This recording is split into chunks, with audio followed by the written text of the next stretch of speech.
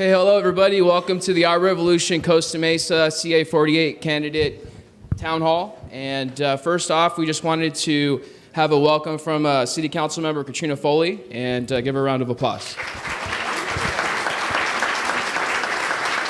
Thank you, and welcome to Costa Mesa. It's great to have you all here. This is an extremely important race, and it has caused so much civic engagement, so many people coming out to these town halls throughout the season, and it's just wonderful to see. I also love seeing the candidates that are running for Costa Mesa City Council here tonight. Arliss Reynolds, Andrea Marr. And so we hope to have you all helping all of our candidates. And thank you all for participating. Spread the word, and don't forget to vote. And tell all the young people that you know we need their votes. Thanks so much.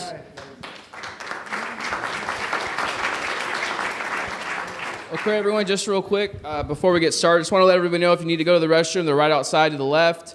Other than that, I am going to go ahead and introduce Ms. Fiorella here, who is going to help us moderate this event this evening. She is from the Combo Couch, and thank you very much. Come on up.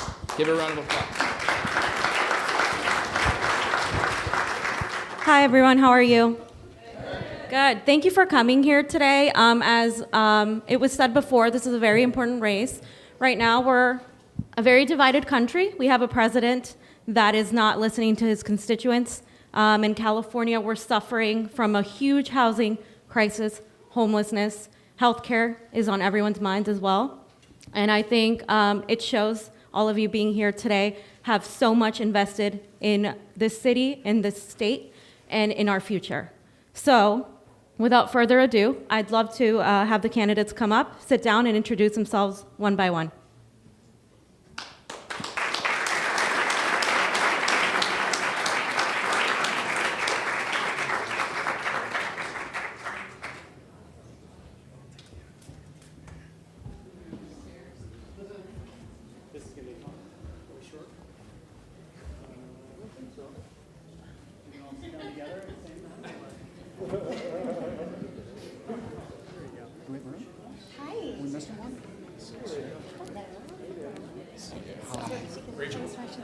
Thank you. Can we move? Just hang your seat over the edge. I know. Oh, sure. Can we move it down a little? Yeah. Another chair, though. And as far as the questions go, if when you introduce yourself, just pass the mic down. We have several mics here, so it should be as easy as possible.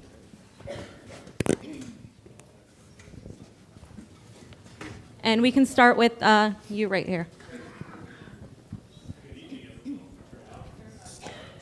The shenanigans start already. He turned off my mic. And the irony is, this is the one time they're going to let me have a mic. Thank you, Convo Couch and Our Revolution, for putting this together. We should have done this months ago, in my personal opinion. Let's have a competitive process of ideas in a primary election. We've got multiple parties represented. We've got different ideas, I promise. We have different ways of solving problems, so we're very excited to hear from you. My name is Kevin Kensinger. I'm running as an independent in the 48th. Thank you very much. Hey, good evening, everyone. Thank you very much for coming. My name is Brandon Reiser. I'm the Libertarian in the race. So for those of you that know about the Libertarian Party, that means we're fiscally conservative and socially liberal. I've met a lot of folks that are here tonight, but there are a lot of folks here that I haven't met. So I want to tell you a little bit about myself. I'm a husband. I'm a father of two. I live in Corona Del Mar with a 3.5-year-old and a 2.5-year-old. I work in operations for a very large enterprise. And for those of you that have worked in large companies, you know that you have to work with folks from all ends of the spectrum. You have to really bring people together. You have to unite people as you think about how to get things done. So that's really what I'm bringing to this race. I know that my beliefs may not align perfectly with yours, but it's really my commitment that we go after issues where we find common ground. So I've been out there. I've been hosting town halls. I hosted a town hall last month on gun control because I've heard your voices. I know how important that is as an issue. And as we move forward, I want to continue to listen to you all, and I want to continue to find issues where we can work with folks from all ends of the political spectrum and get things done.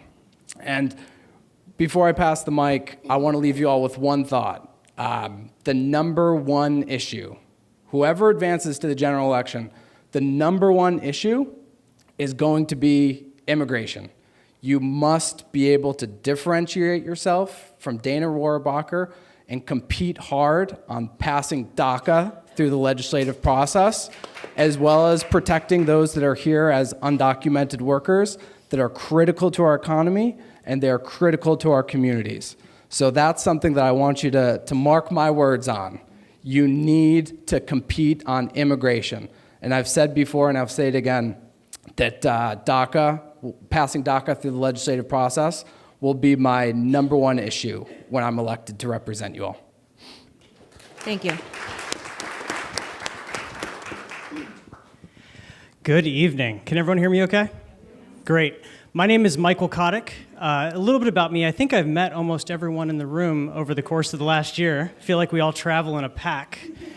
I was born and raised in Southern California, and I've built my career over the course of the last 10 years, taking large organizations who are failing at their missions and help them turn around to rediscover success. Now, how does that happen?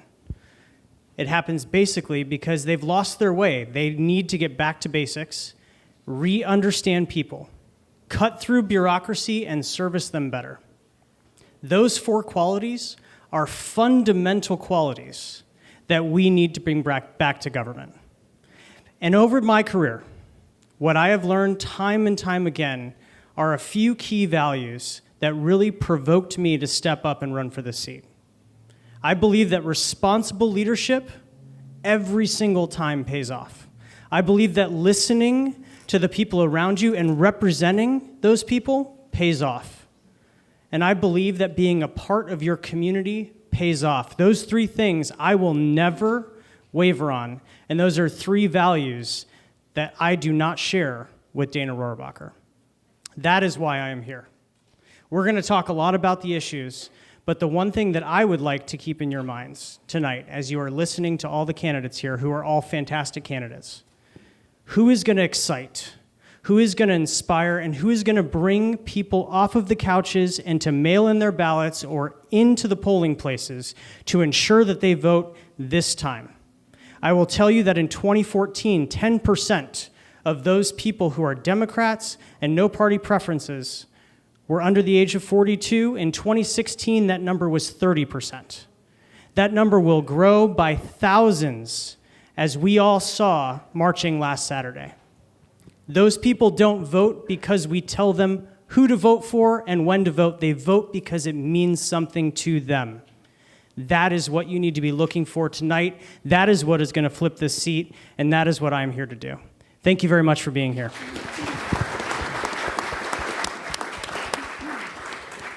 Hi, everyone. My name is Paul Martin. I'm a native of Orange County. I've lived here my whole life, other than a 2-year work assignment in London, England. I am a Republican running, and you want to know why, right? Right? Let me tell you why. A couple reasons. Number one, our country is a mess. And it's a mess because of the Trump agenda, which I have been writing and speaking about going back in 2015. I'm a writer and a blogger, and through most of my career, I've been a social entrepreneur. Our country is a mess, and our district is in big trouble. And the reason our district is in big trouble is because incumbents usually win. That's the way it works. The Democrats, friends up here and their great candidates, have a bit of a math issue that we read about every single day. And the problem now with Scott Baugh in the race, of course, is that we have the chance of Baugh versus Rohrabacher, which, as far as I'm concerned, if you're not outspoken against the racism and the misogyny and the xenophobia of Donald Trump, you are complicit. I saw someone with a shirt that talked about silence. The reason I'm in the Republican Party is because it needs to be reformed. And some of us are staying in the Republican Party, people like John Kasich. These people believe that the party has been hijacked. And if I'm a Democrat, Republicans no longer listen to me. So I have a voice within the Republican Party. I get hammered all day by Democrats saying that I'm complicit. I am one of them. I have lost friends and family over my stance against Trump, and I have worked with people on the left, including Reza Aslan, and including Shannon Watts, who has retweeted me because of my positions on gun violence. She's the head of Moms Demand Action. I was in New York last week with Gary Kasparov and Bill Browder, who founded the Magnitsky Act, and I worked tirelessly for issues of human rights and social justice and civil rights, even though I'm a Republican. I'm in this race because I believe the Republican Party has to change.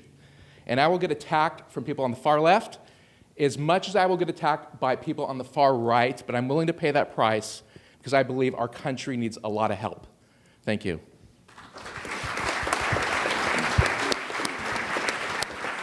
Well, good evening, everyone. Our political system is undoubtedly at an all-time low. You know, we see greed and corruption and self-interest and self-preservation. We've got special interests that are rampant and controlling via their money.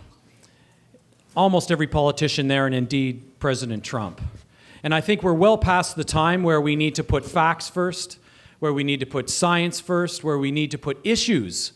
Can you imagine issues in front of anything partisan, politics?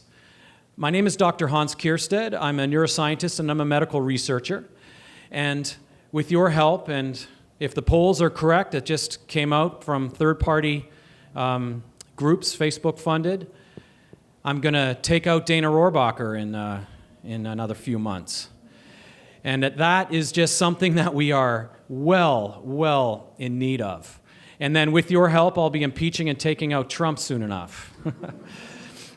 You know, those Washington politics, I reject them.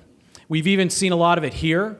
You know, my degrees have been challenged. A private investigator has been hired to follow my staff around and harass them at their houses. This type of infighting and political infighting, especially with their own party, it's just too much. How about we focus on Washington? When we've got 120 of the 435 districts in our beautiful country having suffered from massacres, how about we focus on that? When we've got 120 cubic tons of pollutants being put into our air every 24-hour period, let's focus on that. When medical companies and insurance companies are devastating families with outrageous premiums, unattainable drug prices, let's focus and regulate that. And when we still have inequality, the Helms Act, the Himes Act, 80 cents on the dollar for women, Planned Parenthood being attacked, let's focus on that. When we've got a president spreading racism, Mexicans, he said, are rapists. Muslims are terrorists. Puerto Ricans are lazy. People of color are shameful. While he's elevating white supremacists, it is time we stand up and take some action. And that's what I'm going to do. My name's Hans Kierstead. I've been endorsed by the California Democratic Party, and I'm going to fight this fight, and I'm going to take out Dana Rohrabacher with your help. Thank you very much.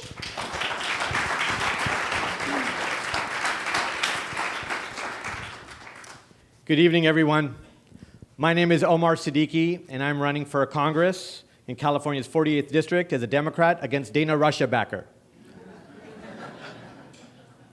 Putin's favorite congressman. By background, let me tell you about me. By background, I'm an engineer. I got my bachelor's and master's degrees in engineering from the University of Southern California. Any Trojans in the room? I'm sure there's Bruins too. Bruins. There's a Bruin back here too, right.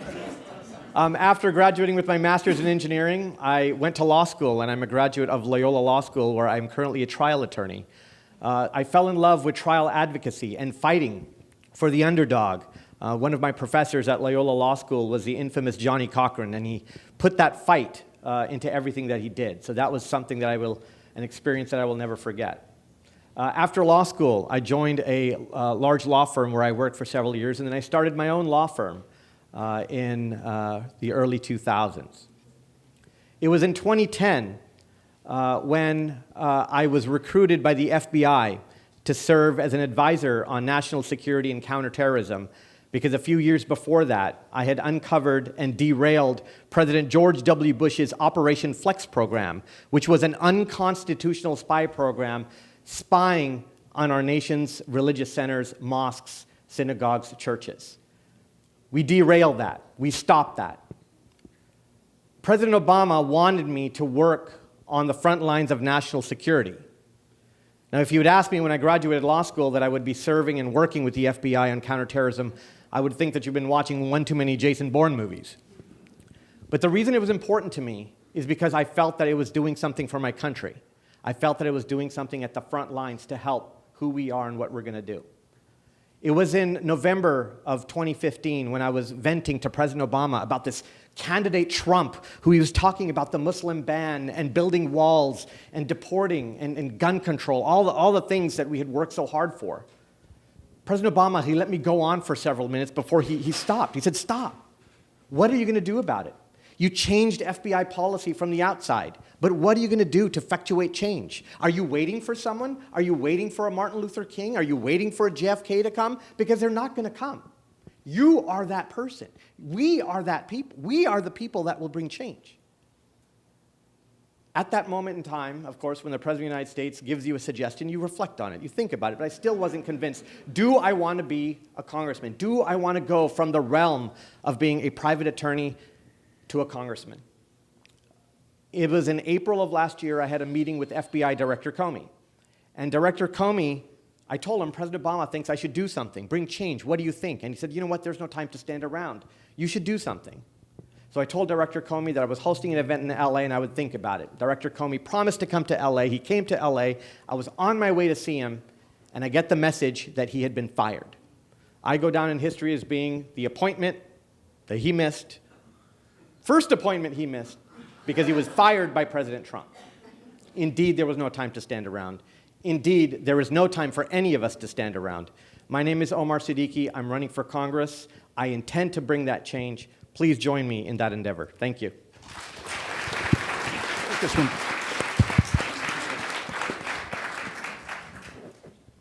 Hi, good evening, everyone. Thank you for coming. My name's John Gabbard. I'm a Republican candidate for the district. A little bit about my background. I had the pleasure of serving for 17 years in the Marine Corps. I spent 17 years in the Marine Corps as an officer and enlisted Marine. I put my life on the line so all of us could be free, and it was the opportunity of a lifetime. I had a lot of wonderful Marines that I worked with, and they were the salt of the earth, and it was an honor to serve with them. The reason why I'm running for this race is, like everyone else, I see the problems that we're having here, but I also know that we're a country of great diversity and wonderful, wonderful people. I want all this to, as we go through this evening, I know that there's going to be a lot of contentious issues, but I want everyone here to kind of look within themselves and say there is good in all of us, and that we all want the same thing for this country, and that's for all of us to prosper, all of us to work together and achieve the American dream. So with that, I'll just say thank you, and I look forward to the questions.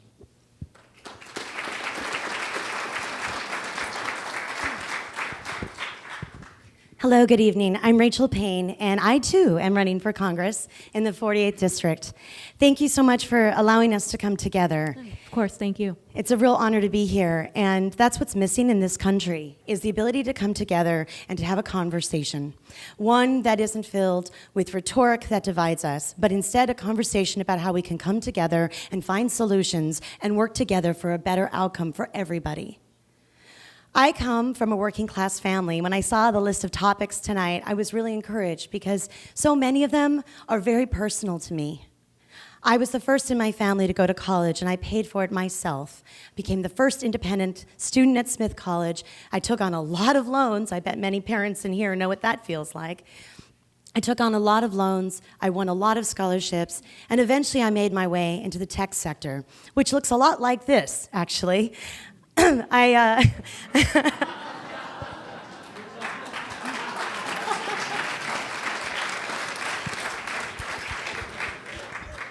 while I was in tech as a woman for 20 years, I had the amazing opportunity to help build some of the most amazing companies you've heard of. I was early stage eBay. I was at Google as an executive for 8 years. But throughout my career, the through line has always been, how can technology make people's lives better? I didn't just join tech to do that. I joined it because I wanted to have a positive impact. And some of the things I worked on really gave me a firsthand understanding of what so many people are struggling with. I was on the founding team of Google.org and drew up the blueprints for the world's first billion-dollar hybrid philanthropy and investment fund. But what we focused on is what matters. We looked at public health, global public health issues. We looked at global poverty alleviation, climate change. And when I think about what's happening right now in this country, there are so many lessons to be learned about what to do and what not to do. And we are looking at a situation where so many people are falling behind. Income stagnation, lack of affordable housing, spiraling debt. And when we think about the cost of health care, it's just too much. It's unaffordable. My family struggled. My mom was a single mom with 3 kids. She worked 2 and 3 jobs at a time to take care of us. And I understand that so many families are struggling to pay for rent and for their loans and for everything else that's piling on. And yet we look around and we see that the 0.1% just got the biggest tax giveaway in modern history. We need new leadership. We need new leadership at the highest levels of government. And you know what? On Saturday, when all of those students marched, they showed us who the leaders of this country are. And I was proud to march with them.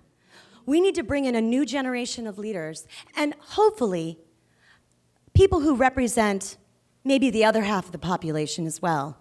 Because we've got ideas too, and we've got experience as well. I've worked with heads of state in other countries to help build technology ecosystems so people could thrive, so they could have access to the capital and create the businesses that create the jobs of the future. We don't do enough of that here. Think about what we could do just in Orange County with the right political will, the kind of technology ecosystem we could build here today, and the kind of jobs that could be designed to help ensure good paying wages for more people.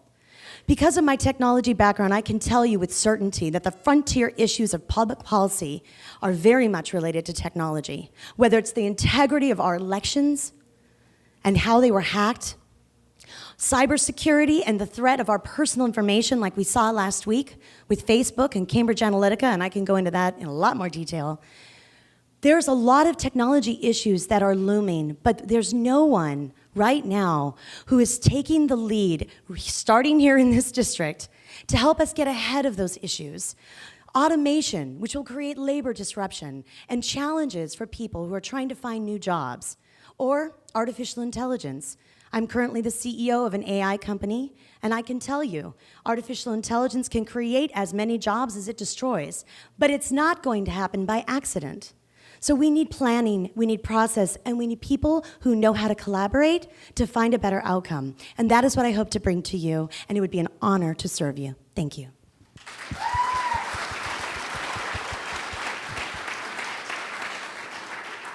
Good evening. I'm Harley Ruda, running for the 48th District against Dana Rohrabacher. Thank you.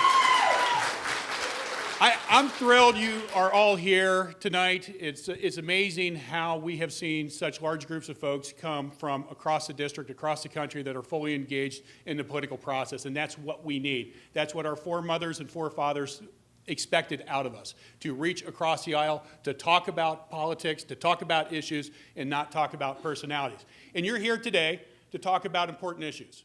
You want to ask questions of us, whether it's social injustice, income and wealth inequality, climate change, livable wages for workers. I want to get into those topics, and I'm going to do something that politicians don't do. I'm not going to stay up here and keep talking. I'm going to turn it over to you guys so you can start asking your questions. But thank you. But before I do that, and I won't go much longer, I promise, please go to harleyforcongress.com. You can read my bio there. And I'll leave you with 2 thoughts before we start opening it up to your questions. This energy is tangible across our country right now. And I abhor Donald Trump. But one good thing that may come out of Donald Trump is the fact he may move the progressive movement faster and farther than anything else because of folks like you getting engaged in the process. And the second thing I'll say is that this Saturday we all had the opportunity to see our young leaders show what can be done in our great country. And somebody said, only in the United States can you have a bunch of high school students acting like the leaders of the free world while the leader of the free world acts like he's in high school. And it's true. And it's true. But we should all take great heart in recognizing that that generation who will be leading our country, that we are in good hands. So God bless America and God bless those kids, and we're looking forward to answering your questions. Thank you.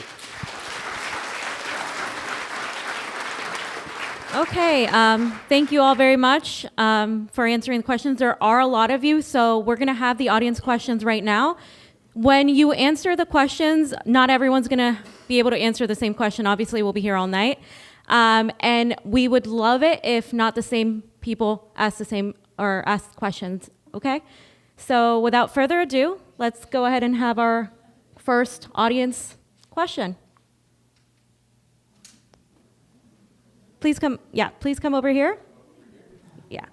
So this question is specifically for Harley. I'm curious about what you would do for women. I know that you've supported your friend Kasich, who told a woman who was a victim of sexual violence that maybe she shouldn't show up at parties with a lot of alcohol. I know that you've accepted $5,500 from Kleiner Perkins, which is pretty infamous for gender discrimination and sexual harassment. It's nothing compared to the $500,000 plus that you've loaned to yourself. But I started with the question, which is what he would do for women. Let's go a little further. So that was my question. What would you do for women, considering that? Sure. Have no idea what donation you're talking about, but Kleiner Perkins Caulfield Byers. It's a venture capital firm. Rachel Payne's probably familiar. It's one of the most infamous. So an individual there made a contribution to our campaign? Well, it can go online. It's not a corporate contribution. I can guarantee you that. So anyway, I do want to address the John Kasich thing because that's an unfair statement. And I'll tell you why. John Kasich and Karen Kasich are friends of my family. In fact, Karen Kasich was in our wedding. And I do not agree with John Kasich's position on a lot of social issues. But one thing I do like about John Kasich is the fact that he'll reach across the aisle and put the work of the country first and party second. And because of that, I respect him. My wife and I have been long-term donors for Planned Parenthood, and we will continue to do that. We have fought domestic violence as well, both here in the district and across the United States. We have supported HRC and HRW, which also helps address these very important issues, and I will continue to do just that, and I hope that you will join me in that fight. Thank you. Thank you.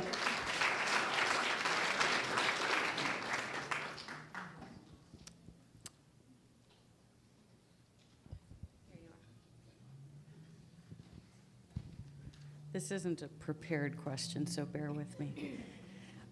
So I guess my question is for Kevin and Michael, maybe. So presumably everybody who is running for the seat wants to be able to write bills and move forward legislation.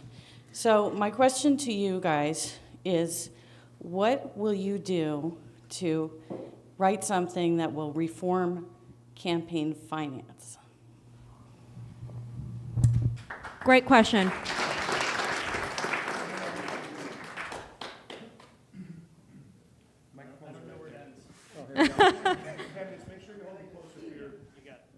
Is this thing on? Last time you turned it off on me. Okay, so campaign finance, it's a good question. And first, I think the way I'll start this is by acknowledging a pledge that I made very early in the campaign, which was to take no corporate PAC money, no special interest money. And there's a third one that I didn't. There's a third one, but all the key ones. Here's an example, and to be very, very clear that we are holding ourselves up to that pledge. I received an unsolicited donation. Gosh, it must have been back in January, for several $1,000s from a pharmaceutical senior executive in Massachusetts that I had never talked to. In 24 hours, he got that donation back because we're not taking it. So to be very clear and to answer your question, I think we need to upturn Citizens United because the things that are happening in this country,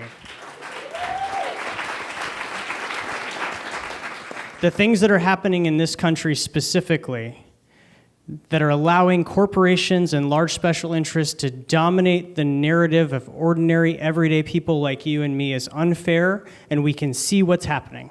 It is one of the main reasons why I got into this race, because I feel like as a country, we all have more in common than we don't. Yet if you watch any political ad, look at most candidates, watch the news, it feels like we are very far apart, and that's just not where we are. We are a lot closer together. We need to be having those conversations and be sitting in the middle. There are a number of different things that I pledge to do. First and foremost is to look at things like government matching programs so everyone has an opportunity to contribute to a campaign and be in the political process, because right now it is a middle class and a wealthy game to contribute to campaigns, and we all know what happens when that happens. Overturn Citizens United, and do a host of other things to make sure that everyone has a chance to run, to express their ideas, and to win if their ideas are the most popular with their community. I will tell you right now, we have an entire generation of millennials that are swimming in debt, that are not involved in the political process as much as they could be, and they're not running as much as they could be because they can't figure out how to put the money together to do it. That is restricting the fact that millennials are the largest voting bloc in this country, but only have 9 people in the House of Representatives. It doesn't make sense. Campaign finance is at the root of that, and we need to take care of it, frankly, at a broader scale.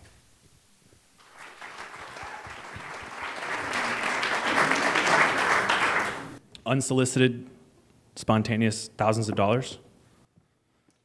That is not a problem we run into.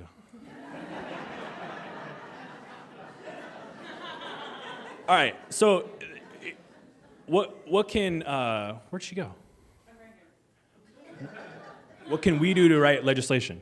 That is a can of worms because it immediately involves 2 chambers of Congress, right? The last bipartisan campaign finance reform we had was McCain-Feingold. I know you're all very familiar with that one. What it ultimately resulted in is what we call hard and soft money, and that's how we got PACs, right? So that's why there's individual donations, and then there's corporate donations that are unlimited, and they can go to the PACs. So how do we fight that system? Because in the last 30 years, the millennial generation, as Michael mentioned, is a huge voting bloc that has been disenfranchised, and personally, if I may speak for the generation, we don't care about your delegates, we don't care about your endorsements, and we don't care how much money you have. If you want us to show up to vote, give us something to vote for. Stop telling us to vote for the person that's been ordained by the party and funded with PAC money.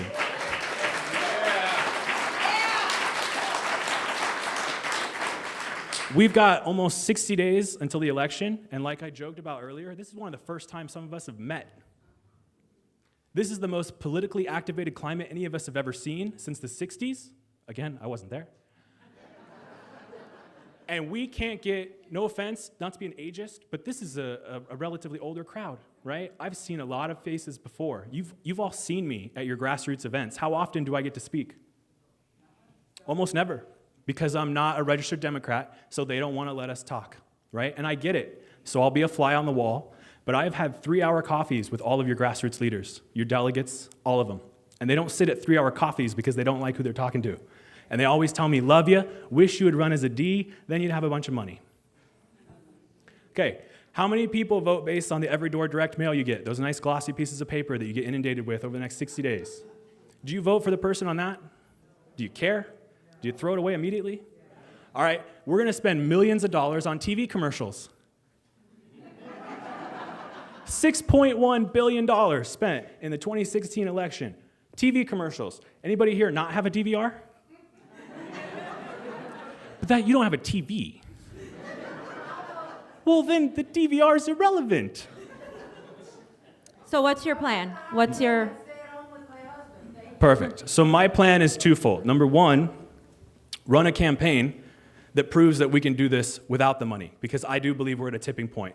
If you're going to learn anything from Barack Obama, Bernie Sanders, and Donald Trump, it's that you can be anti-establishment on a shoestring budget if you are popular and you inspire. Now, Donald inspired based on fear and cynicism, but Barack and Bernie inspired people on hope and change and legislative solutions. So how are you going to get bipartisan legislation done? That's pretty tough. There are 2 cases, one in Wisconsin, one in Maryland, that are in the Supreme Court right now, working on gerrymandering. That's part of the process.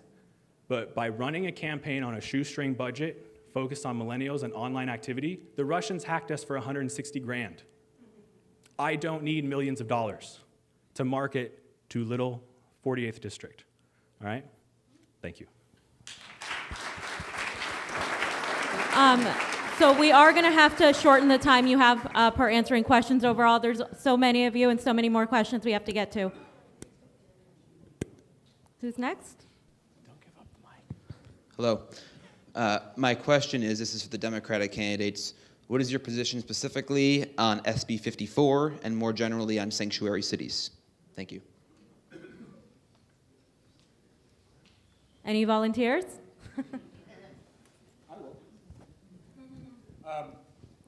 Steve's one of my favorite. You've probably seen him on our Twitter feed. Steve is a tracker working for the Republican Party. So the question there is relevant for the Republican Party wanting to know where we stand on sanctuary cities. First of all, sanctuary cities has different meanings for different people. And the Republican definition that we see on Fox News is very different from the definition that many of us hold in this room.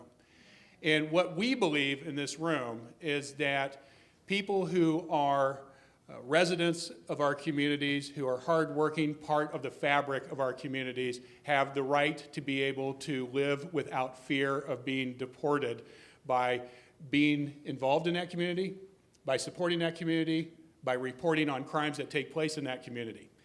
And the sanctuary cities' purpose is to make sure that when they come forward to speak with law enforcement officers, they can do that knowing that they are not in jeopardy of being deported simply because they are involved in telling the truth and working with local law officials. Thank you. Those same local law officials also know if those individuals are violent felons, then they will call ICE in. So we have the right balance here in California, and I support that balance. Thank you. Thank you. Would anyone else like to answer that question? Yes, go ahead. The microphone is right there. Am I up? Okay, I got it. So I'm a vehement supporter of California's decision on 54. We've got to support state decisions. In Congress, that is our role. We can stand up for that as well. But I'd also like to bring your awareness to something else that happened in Alabama recently. So HB 56 was passed in Alabama, which prohibited the employment or the rental agreements with undocumented immigrants. Okay? And then every school teacher and every law enforcement agent was given the right to perform citizen's arrest on those individuals. And that was passed in Alabama. And you know what happened? Almost immediately, we had 11 million people leave and an $11 billion hit to that area because of their contributions. So undocumented immigrants contribute $3 billion to California. They contribute $12 billion to Social Security, a contribution that they will never, ever, unless we provide a path to citizenship, they will not be able to get. These are individuals who are fighting hard to be here. Of course there are bad apples in that crowd. There are bad apples in any crowd, but we needn't punish millions of workers for 1 or 2 bad apples. It is not the way to go. We cannot lump DACA in there and hurt these children, and not only their children, but their families. These are individuals who gave their addresses up. to be protected, and then they were abandoned by the government. They were absolutely abandoned. And now that is pitting them against their parents. So absolutely we must defend what we have done in here in California with everything that we're worth. Thank you. Thank you.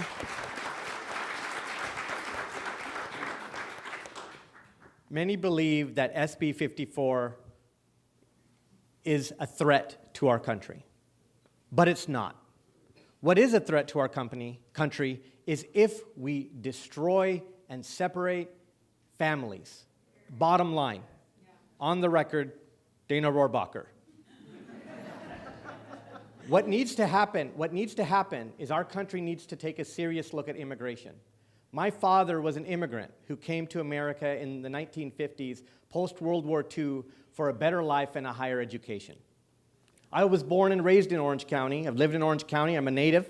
But there's one thing for sure, is there's many families who have immigrated here also for a better life. But what we cannot do is separate and destroy and break up families.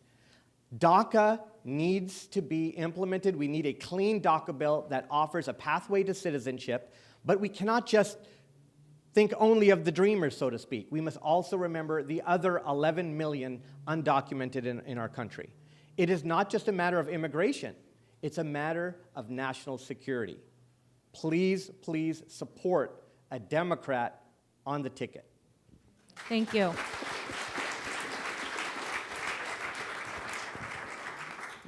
I want to highlight for the gentleman over here that the position that Dana Rohrabacher currently takes on immigration is completely out of step with the people that he represents and Americans. 83%, thank you. 83% of Americans support DACA recipients and having a clean pathway to citizenship. 83%, 67% of Republicans. This is a politicized issue. It's a distraction. It allows people to target the most vulnerable so that they don't have to look at what's really going on. And what's going on is troubling. We don't need a new wall. We need new infrastructure in our country. We need jobs. And we need to protect the people who came here because we sold them the American dream. And they're doing the work. They're integrating in our communities. They're part of our schools and our churches and our stores and places we go, and are an integral part of both our economy and our society. We are all immigrants. If you weren't part of the first peoples, Native Americans, we're all immigrants. That's who we are. And our strength as America is in our diversity. It's in what happens when you bring people from different backgrounds together and we create this American dream, which is eroding. And what we've sold people, we're taking away from them. And that's not okay. I support a very clean path to citizenship, and I also support sanctuary cities, for the record. And what we're seeing right now in Los Alamitos and at the Aliso Viejo mayor, who's going on record challenging California's law and saying that it's a threat. Again, it's an operation of distraction and deceit and deflection because this administration is in trouble and they'll do anything they can to prevent us from seeing what's really going on. Let's not blame our neighbors. Let's blame the leaders. Thank you, Rachel. Thank you. Okay, real quick. Yeah, I would just like to say to Dana and anyone over there in Republican land, hi guys. You don't like me very much, but my real last name is Martin, like Ricky Martin. My dad's Mexican. He grew up in the city of Orange and remembers no Mexican signs. And he was lucky enough to have light skin, and he didn't have to go to the segregated school that many of his cousins had to go to. He lived right in Old Town Orange, and there was a segregated school up in El Medina, if you know the area. I grew up with a mother who immigrated with her family from Italy. In the 1950s, she was mocked and ridiculed all the time for not just being Italian and not being able to speak English, but for being Catholic, right? So I think on this issue of immigration, we just need to remember that racism and bigotry and xenophobia go back to the beginning of time. And the Republican Party, and Donald Trump specifically, has found a way to leverage that instinctive, I don't know if it's instinctive, innate hate that is within people. We saw it with the comment about Judge Curiel, who was an American, who happened to be Mexican, and Trump said he couldn't do his job because of that. We saw it after Charlottesville, where Trump said there were many good people marching on both sides, of course, and some were neo-Nazis. Neo-Nazis are never good people. I want to say one more quick thing, and we're all in agreement here. I mean, this is where I could easily, these are my brothers and sisters as far as I'm concerned, because we are in agreement on this. And I remain in my party again so that I could speak into cameras like that and tell these people that they are not going to take our country down. There's a movement happening with young people and women, and we're going to take it back. And many Republicans, we bring up John Kasich, are going to be part of that movement to take our country back from people like Dana Rohrabacher that want to divide based on race. Thank you. And we will have the next question, please. Hi, my name is Kathleen. I'm a Democrat in Fountain Valley, and now 65 years old and loving Medicare. First, I want to thank all of you because I feel like what we have is a good field of people to choose from. But I want to address the donkey in the room, which is that most of us don't go to bed at night worried as much about Trump right now as our own ticket.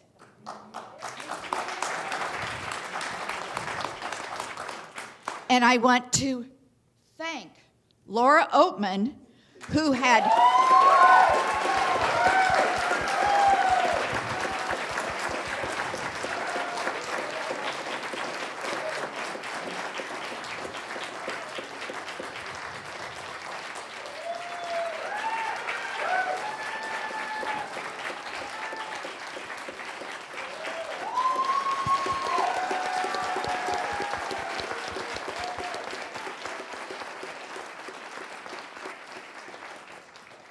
I'm saying all this with love first, before I hit with my question. She was brave. She fell on the sword. She had good polling numbers, but she didn't have rocket polling numbers. So my Democratic friends, I don't want just a one-word answer on this one. How quickly are you going to look at the reality and the polls and join Laura in backing, I'm not going to say who, somebody that can go against, I'm sorry. I just learned about you tonight. I'm so sorry. We should have done this 3 months ago. But seriously, I don't want a one-word answer. I want to hear courage. I want to hear the understanding of math. And I want to hear that more than Laura is going to say very soon, I'm going to graciously bow out. I'm going to give all my time to one other person, pick the person, and let's get this thing narrowed down because we are in a crisis. Have at it. So I think she's asking if you had to drop out, which candidate you would endorse, and we can make this a quick one. Does anyone want to answer that? Yeah. Yeah. It's, We want to see some leadership from the people on the stage. okay. Time to coalesce. So you looked at me for half of that, so I'm going to step up first if that's okay. No, you're good. And as passionately as you communicated the question, let me first say that I hear you. The indivisible groups and the huddle groups and all of the groups are very robust on this narrative. But let me also provide some insight from my perspective, and I can give you the math as well, sprinkled on top. Does that work? I've had less. Okay. No, just kidding. So the first place to start, I think, is the full recognition that all of us have been engaged for about a year. Less than that, 30 years. No, I'm saying on this race in particular. I know I've started seeing most of you for the last 9 months or so. Here's the challenge, and this is truth that I am giving you. is my team and I have knocked on 10,000 doors in the last 3 months. Do you know how many people can name a single person on this stage? That's right. Less than 10.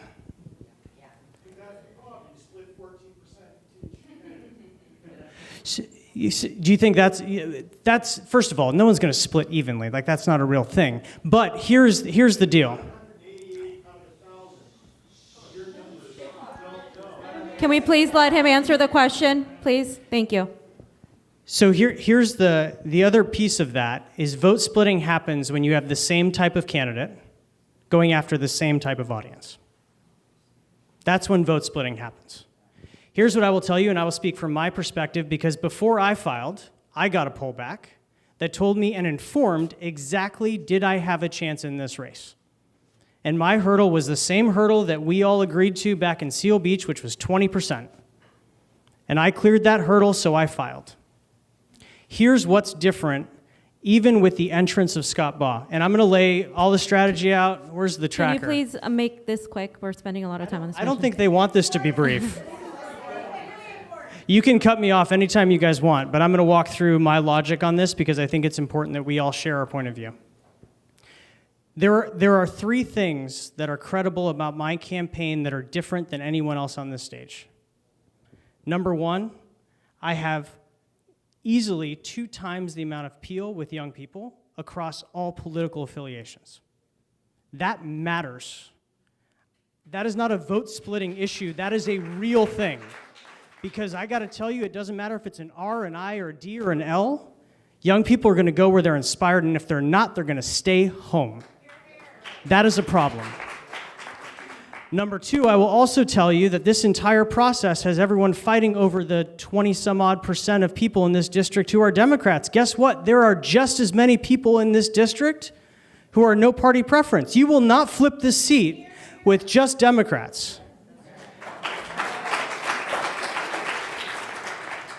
My candidacy is the only one of anyone on this stage that double-digit enters into the NPP space, and I think that's important because you want to know where Scott Baugh is going to get his votes? Right there. So unless we have someone on this stage who can reach in and at the very least, offset his gains, you're going to have vote splitting no matter which way you slice it. So if you ask me, this candidacy needs to be in the race to ensure that doesn't happen. And if we push someone through who cannot attract an NPP or a millennial, you can kiss the flip the district goodbye.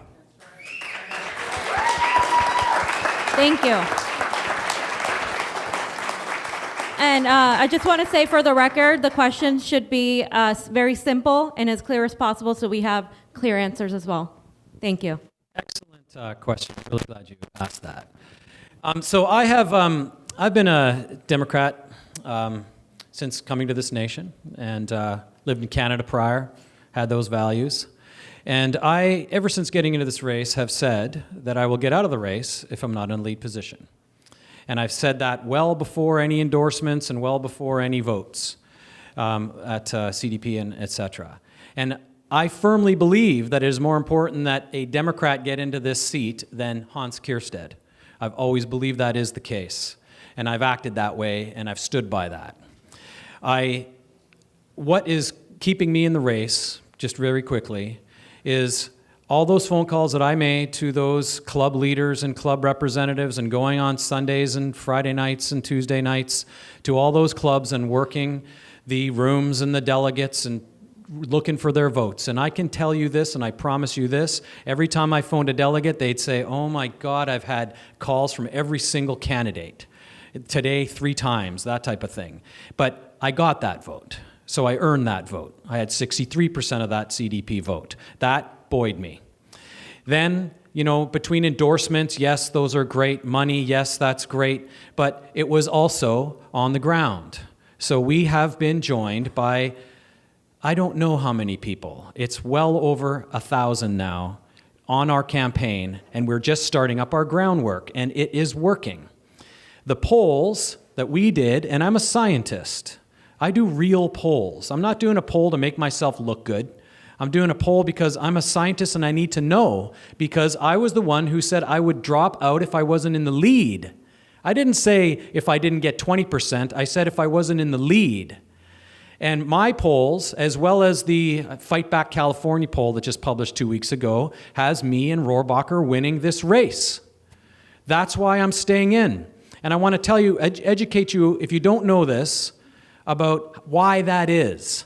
Both my polls and those polls, when you go a little bit deeper into Rohrabacher, Kierstead, Scott Baugh, Ruda, and others, in that order, this is why.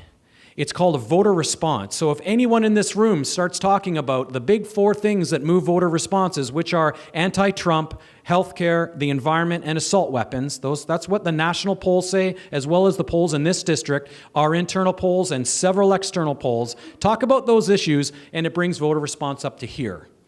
When you have every single candidate in this race talk about those issues, it brings it right back up to there. When I talk as a scientist about the environment, my voter response score goes up 8 times.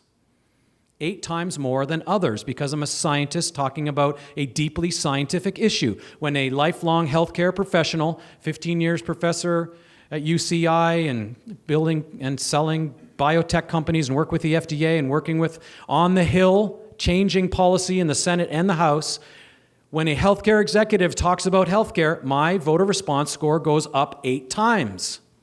I can go on and on. Scientist is regarded by the public, I didn't know this, as a truth teller. There's very few jobs where people equate truthfulness to. Scientist is one of them. When a truth-telling scientist talks about anti-Trump messaging, voter response is 8x. That's why I'm running. 1/3 of the contributions to my campaign, and of everyone on this stage, I am by far and wide above the natural contributions. Not me padding it. I have done 24% padding of my own money, and I'll do a lot more if it needs it. But I have received more donations from individuals than anyone else in this race, I think by 2x or more. I'm not sure what the exact number it is, but it is by far and wide the most. Every quarter after quarter after quarter. Thank you. Can you just Sure. wrap it up? I'll wrap this up. And so I want you to know that of those donations, 1/3 of them come from Republicans, because they care about their health care and they care about their businesses. Healthcare affects businesses because it is the major burn besides the cost of the employee. It is my major burn as a company. They relate to an individual who can better their businesses, not only because I've built and sold a bunch of companies, but because I can lower their bills, and the Republicans, they get cancer too. For that reason, I can pull from those individuals and their votes and their cash. That's, I'm guessing, why I'm in the lead position right now. Thank you very much. Thank you. As an engineer and a lawyer, I have to look at facts, I have to look at numbers, I have to look at data. But one thing, despite everything I've done, despite me being a lawyer engineer working with the government, I got a very hurtful and painful message yesterday, which was, although you're the most qualified candidate, although you have met with presidents and worked with secretaries of state, one thing that you do not have is a regular name. And it said, because of your name alone, Omar Siddiqui, drop out. No one will vote for you, even though you're the most qualified and educated candidate. No one will in the 48th district will vote for Omar. That hurt. And I lost sleep last night, and I responded this morning at about 4 a.m. I typed it up. And in my response, in fact, if it's okay, I'm just going to read it.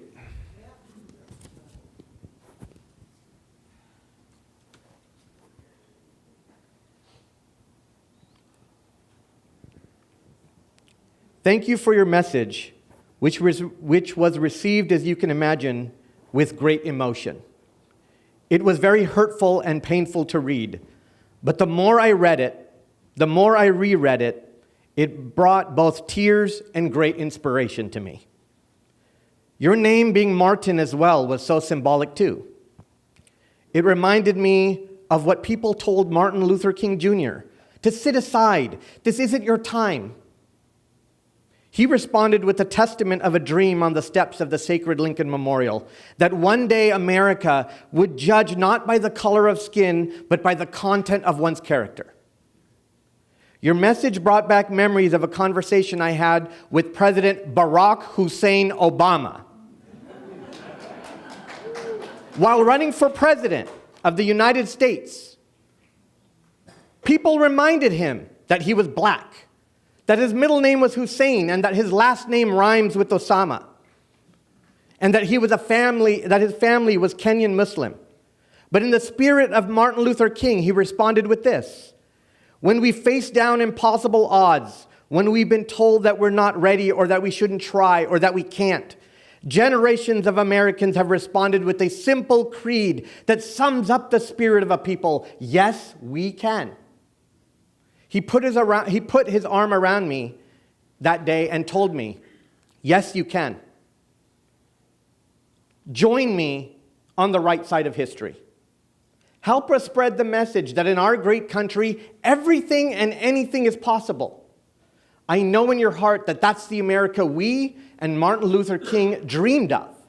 Let's be the change that we seek. Let's make that a reality. Yes, we can. I'm not dropping out because of my name. I'm not dropping out because of who I am. I want you to vote for me because of my character, my background, and what I've done. Statistics and math. I don't know how much time I have left, but statistics and math.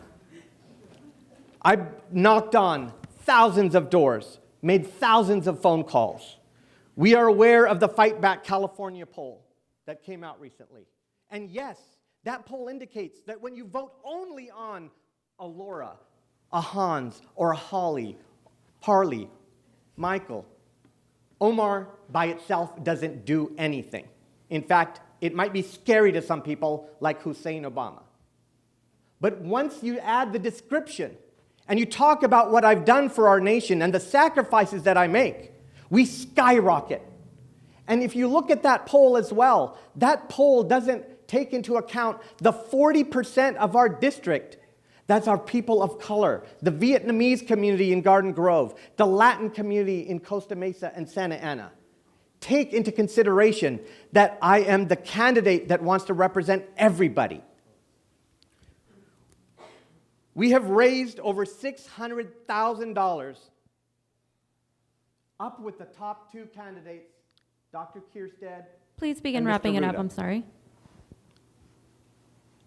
We have spent $70,000 on this campaign, where my competitors, the top two, have spent close to $400,000. We haven't even started our engines yet. Our own internal data indicates that with our ground game and our money, we are going to be comfortable where we are. We have to remember two things.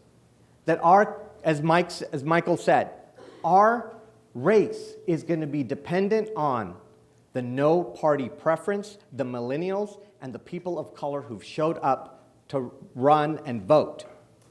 That is what we need to remember as well. Thank you. Thank you. Thank you. Finally. Quite frankly, what I think is going to hurt the Democrats the most is the attacks on each other. We as Democrats need to support each other and stop attacking each other. Thank you. Okay, we're moving on to the next question. And I just want to remind all of you to stick to the issues.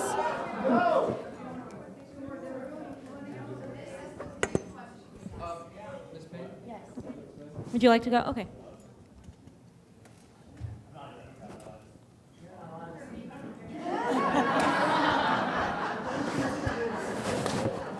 You can answer after she does quickly. It's a matter of time. It's a matter of time.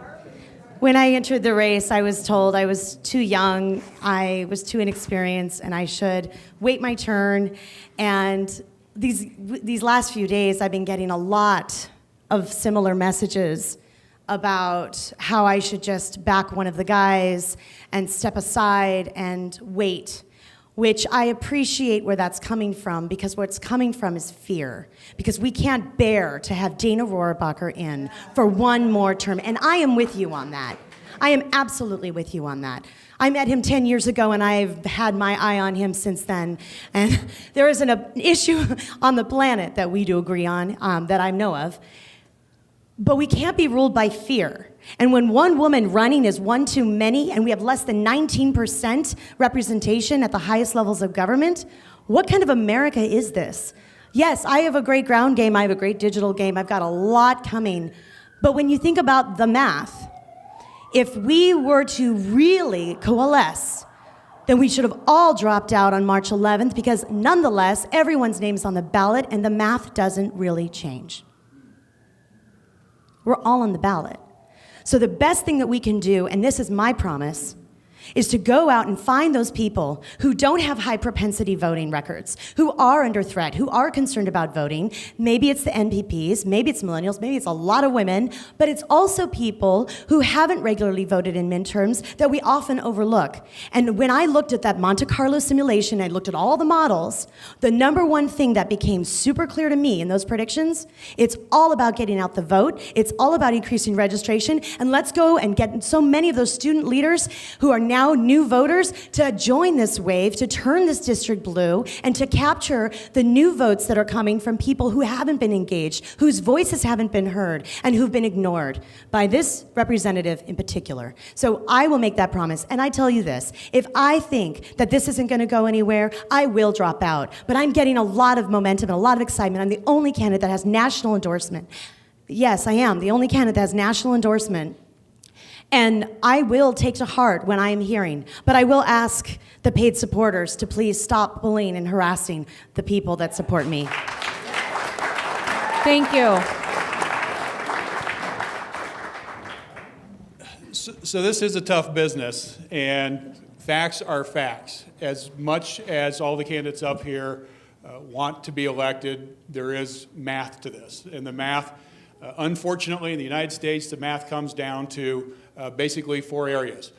Who raises the most money, who's got the polling, who's got the endorsements, and who's got the followers. And I applaud Laura for taking the big step that she took to step out. I would tell you I would do the same thing. I would step out if I did not think I had a path towards victory. I would welcome that opportunity, frankly. If you don't have a path towards victory, why are you in this? Because you're not doing it for the greater good. And I think folks need to recognize that.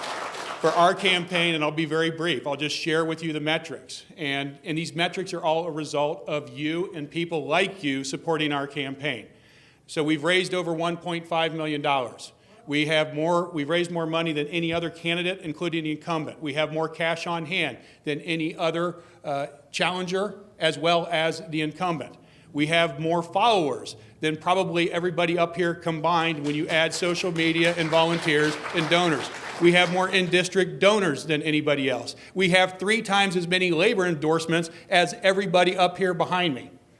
And we have the entire congressional Democratic delegation attached to Orange County has solely endorsed our campaign. I don't think that could be any clearer as to who they want in Washington and who they don't want in Washington. So I would ask for your support, because ultimately this comes down to name recognition. And as was pointed out, there's only one person in this race that has name recognition, and that's Dana Rohrabacher. And whoever has the ability to raise the money, get their name out there, and knock on doors is going to create that name recognition. And the last thing I'll talk about is the polling. We keep hearing about this one poll. Look, anybody can do a poll that makes them look good. That's what you do with polls. There's what's called the top line question. The top line question in a poll is simply, of these people, who would you vote for?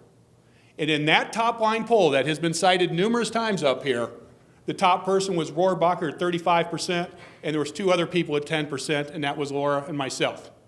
And the reason Laura and I were there was because we've been doing this for over a year, busting our rear ends, getting out and doing what is required to win an election. Thank you. Thank you. And every one of these Democratic candidates said they would drop out if they did not have polling above 10%. They did not have polling above 10%, and I would encourage them to take the same and make the same decision Laura made. Thank you. Okay, we need to move on. We've spent way too much time on this question.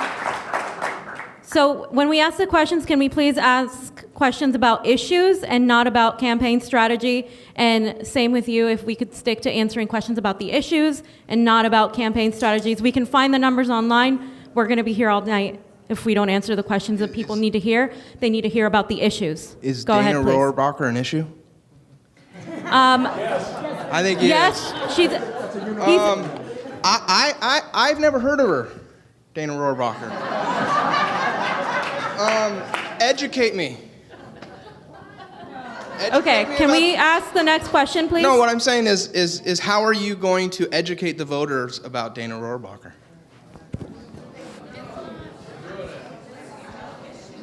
Okay. Next question, please. Buenas noches, everybody. My name is Victor Valladares, and I'm the president of the Chicano Latino Immigrant Democratic Club of Orange County. Out of all the questions that I've heard in debates, not just 48, 49, 39, 45, no one's talking about a very important issue that is dear to the immigrant communities. And this is H.R. 418.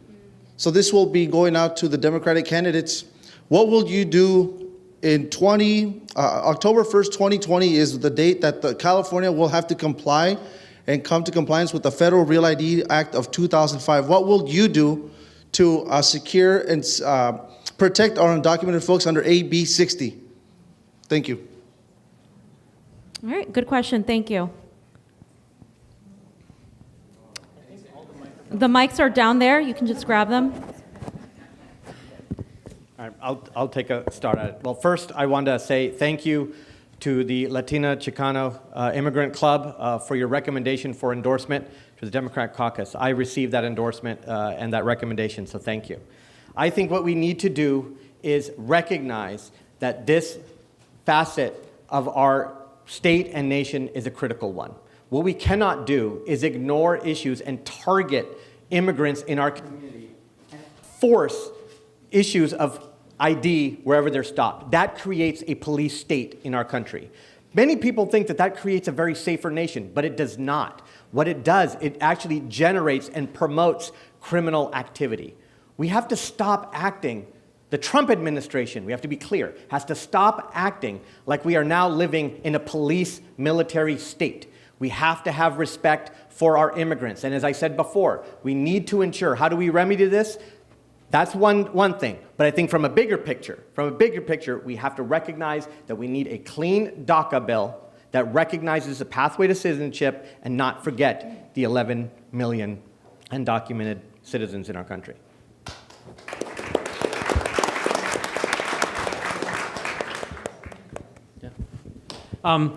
You know, I feel exactly the same way. I'm an immigrant from Canada, and I didn't have the issues of color. I wasn't a woman who has a harder time. That's very well documented. I wasn't someone that had no resources whatsoever. My family didn't have a cent. I grew up in poverty, actually, but I had people to call, and I had somebody that would jump in a car and come and get me if I was sitting homeless. You know, I wasn't LGBTQ, and so I didn't have those extra difficulties. You know, we need a very, very clean pathway. We can't be forcing these individuals to hide. And this is an issue that I got into fairly heavily due to something I said once, that we should collect data on individuals in order to, I'm a scientist. You got to forgive me for wanting to collect data all the time. But I wanted to collect data on these individuals so that we could actually show undeniably their contributions to our society. But a couple of young immigrants themselves came up to me and said, you know, Dr. Kierstead, that actually poses a problem because look at DACA children who have their parents are at risk because they know their home address.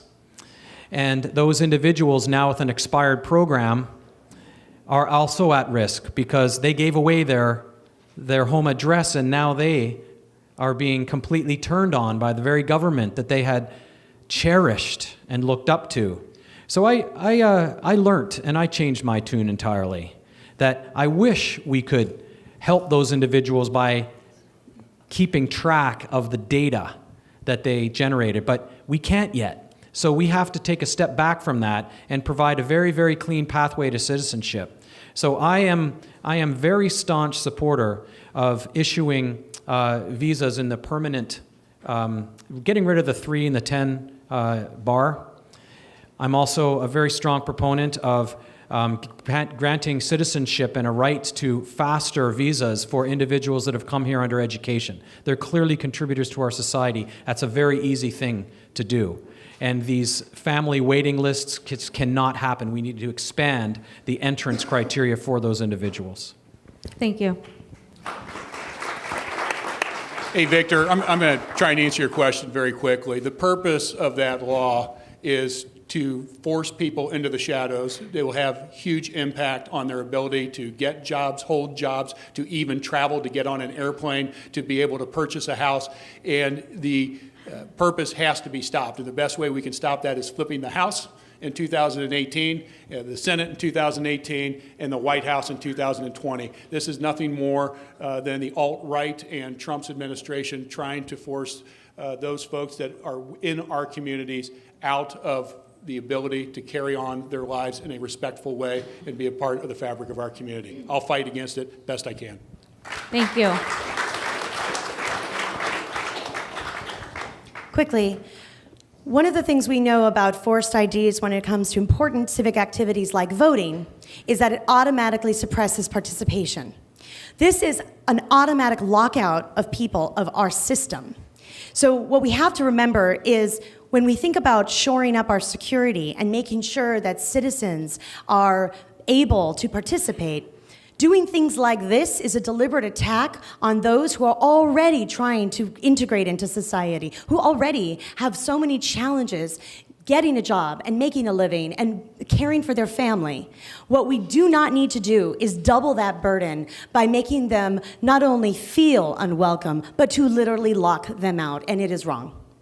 What we instead should do is look at ways in which we can integrate people more effectively so that they can participate more fully. Because the one thing we know about America is that everyone has the right to fulfill their greatest potential, to be their greatest potential. And that is what we should remember when we're talking about laws for our citizens. And in the meanwhile, we should protect our own elections. Thank you. May I have the next question, please?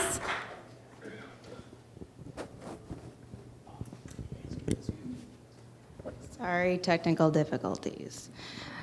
Right, so my name is Megan. I know some of you are new to me. My name is Megan Morales. I'm a homeowner here in Costa Mesa. I'm a proud Bernie supporter. I actually voted for him in the primary. I don't know if you know, Costa Mesa actually went for Bernie in the primary. Little fun fact for you there. I'm not going to ask about climate change, not going to ask about immigrants, I'm not going to ask about healthcare. I feel like we've talked a lot about those things in other areas. I'm going to turn 30 this year. I have an uncle who's about to die from complications of the Vietnam War. I have another uncle who died from the complications of the Kuwait War. I have lots of friends who died in Iraq and Afghanistan. I'm hearing the drumbeats of war. I cannot believe we are accepting this. Even in the Democratic Party, it's embarrassing. My question, I have this on live and I'm not even aiming it. My question for you all is, what are you going to do to prevent another Iraq, Afghanistan, Syria, Libya, Honduras, Iran, all the other places that we have torn apart and wasted our money on, and lives on, and time on? This is for all of you, frankly. Yep. Great question. Thank you so much. I've got some flyers out there, and I point this out because the very first issue that I've got on top of that flyer is that we need to end unnecessary, failed global warfare, particularly when you look at an example like Afghanistan. We've been in Afghanistan for over half of my life. That is outrageous and utterly ridiculous. We have no clear objectives. We have no purpose to be there. It's a huge waste of not only American lives, but it's also a massive waste of American taxpayer dollars. I have made a commitment that one of the top priorities of mine would be to ensure that we can do all that we can to end global warfare. And each and every year, there is a piece of legislation that gets passed through the House and the Senate, the National, it's escaping me right now, the National Something Authorization Act, that in essence funds global warfare. And you have Democrats and Republicans that vote for that each and every year. This is something that I'm incredibly passionate about, and it's something where we need to continue to spread the message.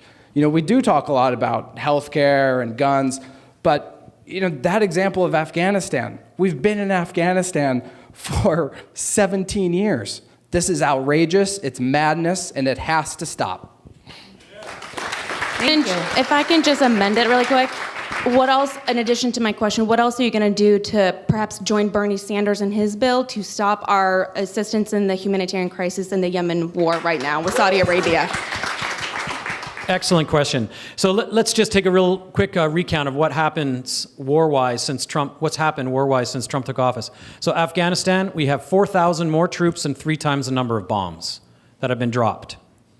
In Syria, we had 94 troops there in 2016. Now we have 1,720. In Yemen, we've tripled the fuel supplies and grossly inflated our presence there. And in Somalia, we have 3 times the number of soldiers and 3 times the number of bombs having been dropped. In North Korea, we no longer have an undersecretary for arms control. We don't have one. We no longer have an ambassador to Southern Korea, which is the most obvious middle person to be dealing with North Korea because they are talking. So we are on a pathway of escalation. It is, don't think anything else. It is a pathway of escalation, and we've got to stop it. All of those things have been put forward by President Trump. We have generals, we have more generals per capita of any first world nation by an order of, I forget if it's 3 or 5, than any other nation. We have a glut of generals. We have brought the military nail down from about $700 to $70, but it's still way too damn high. We're giving contracts away to militia and those types of contractors to supply militia and our military that is still outrageous and it's antiquated. The system has to change. Tacking on military spending bills to healthcare bills and to budgets, we cannot allow that, and that is the job of the House, and that is my job if I take office. Thank you. It's like a wrap. So the paper rock? Do you mind if I go real fast? I'll go real quick. So what I won't do is repeat what everyone said because I think we'll all save ourselves some time. So I agree with making sure that we actually authorize the use of military force, which I think Adam Schiff has proposed that I think is a good thing for us to do. What it does require us to do, which frankly we have not done, which is alarming, is that Congress has to be notified when ground troops are introduced into any conflict. So we need to be sure that we all don't turn on the TV one day and say, what are we doing in Niger, and why are those people there, and why are we fighting? It's out of control, and there needs to be visibility. I also agree with Ted Lieu's legislation that says we need congressional approval for the use of nuclear weapons. That needs to happen. But what I'd like to do is provide another lens on the conflicts and the toll that it's taking on all of us. Because frankly, we are in the longest standing war in our nation's history.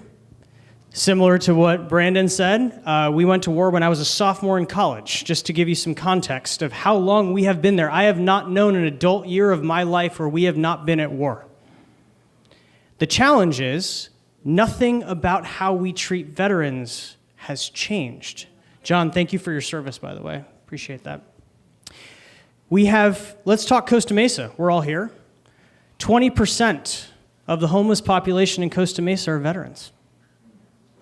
Why is this happening? Well, we have a VA that is broken.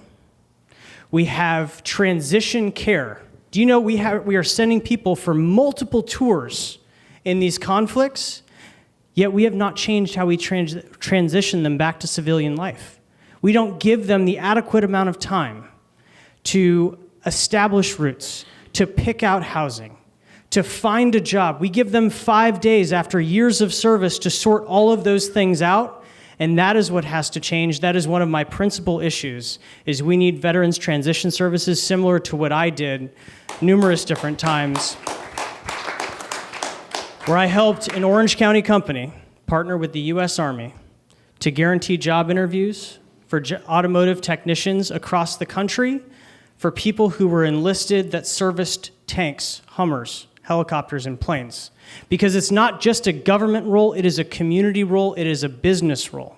And we all need to do a whole lot better. Thank you. First, I'm sorry, very sorry for your loss.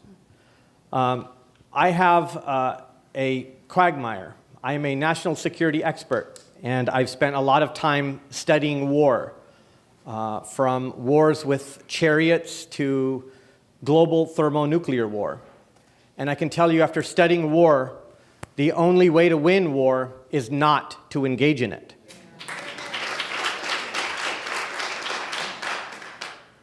I engaged in an assignment once aboard the USS Alexandria, a Los Angeles-class nuclear submarine. And to see the young sailors who were on that sub going through that drill, imagining, God forbid, should that real time come. And I thought to myself, what are we going to do to prevent this drill from being real? And to answer your question, what we have to do as leaders is elect leadership that we can trust. How many of you fear the tweets coming out from the White House playing nuclear war games against North Korea? We need to ensure that we have leadership that we can trust with the nuclear codes. We have to ensure that we have leadership that know that diplomacy first has to be our country's policy. Because when we engage in war, as John F. Kennedy would say, we will all lose. Before I close, I will want to say that what we need to do is also, we need to treat our veterans like the heroes that they are.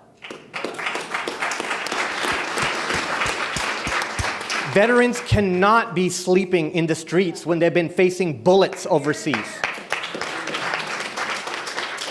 We need to give our veterans health care, mental care. We need to give them on-the-job training so when they come back after they've risked their lives for our country, they have a way to come back. It is our duty as leaders, our duties as Americans to remember them. Thank you. How to avoid war. Diplomacy, diplomacy, diplomacy, economics. I'm going to go against the grain in the left on the room here. TPP. We can work out the details from a manufacturing perspective, but if you don't create an alliance in the South China Sea, we're going to have problems. Okay? So when you have Vietnam, the Philippines, and Australia on your side, you get the exact same buffer that we have in the West, which is NATO, right? Why doesn't Russia mess with us? Why is Vladimir very upset? Because we have a whole bunch of economic allies in between us and them. That's how you avoid war. You have economic allies. North Korea goes through China. That's how you solve North Korea. They get their economic support from China. They're also selling ICBM or buying ICBM specs from the Russians, but that's separate. How do you fix Syria? On the eastern side, it's Russia, so good luck. The western side, it's Jordan and a bunch of Middle Eastern countries we can work with. How do you fix Russia economically and avoid war there? They are a $1.2 trillion economy. We are a $20 trillion economy.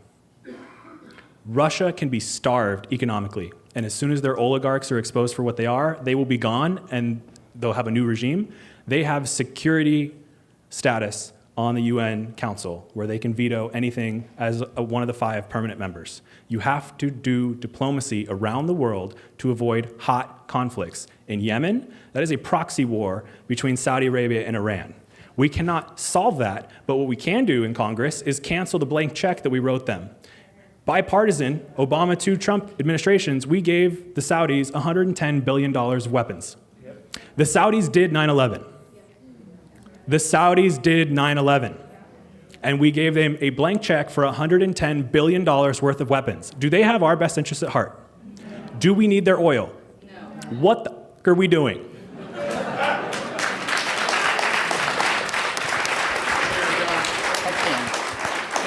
Hi.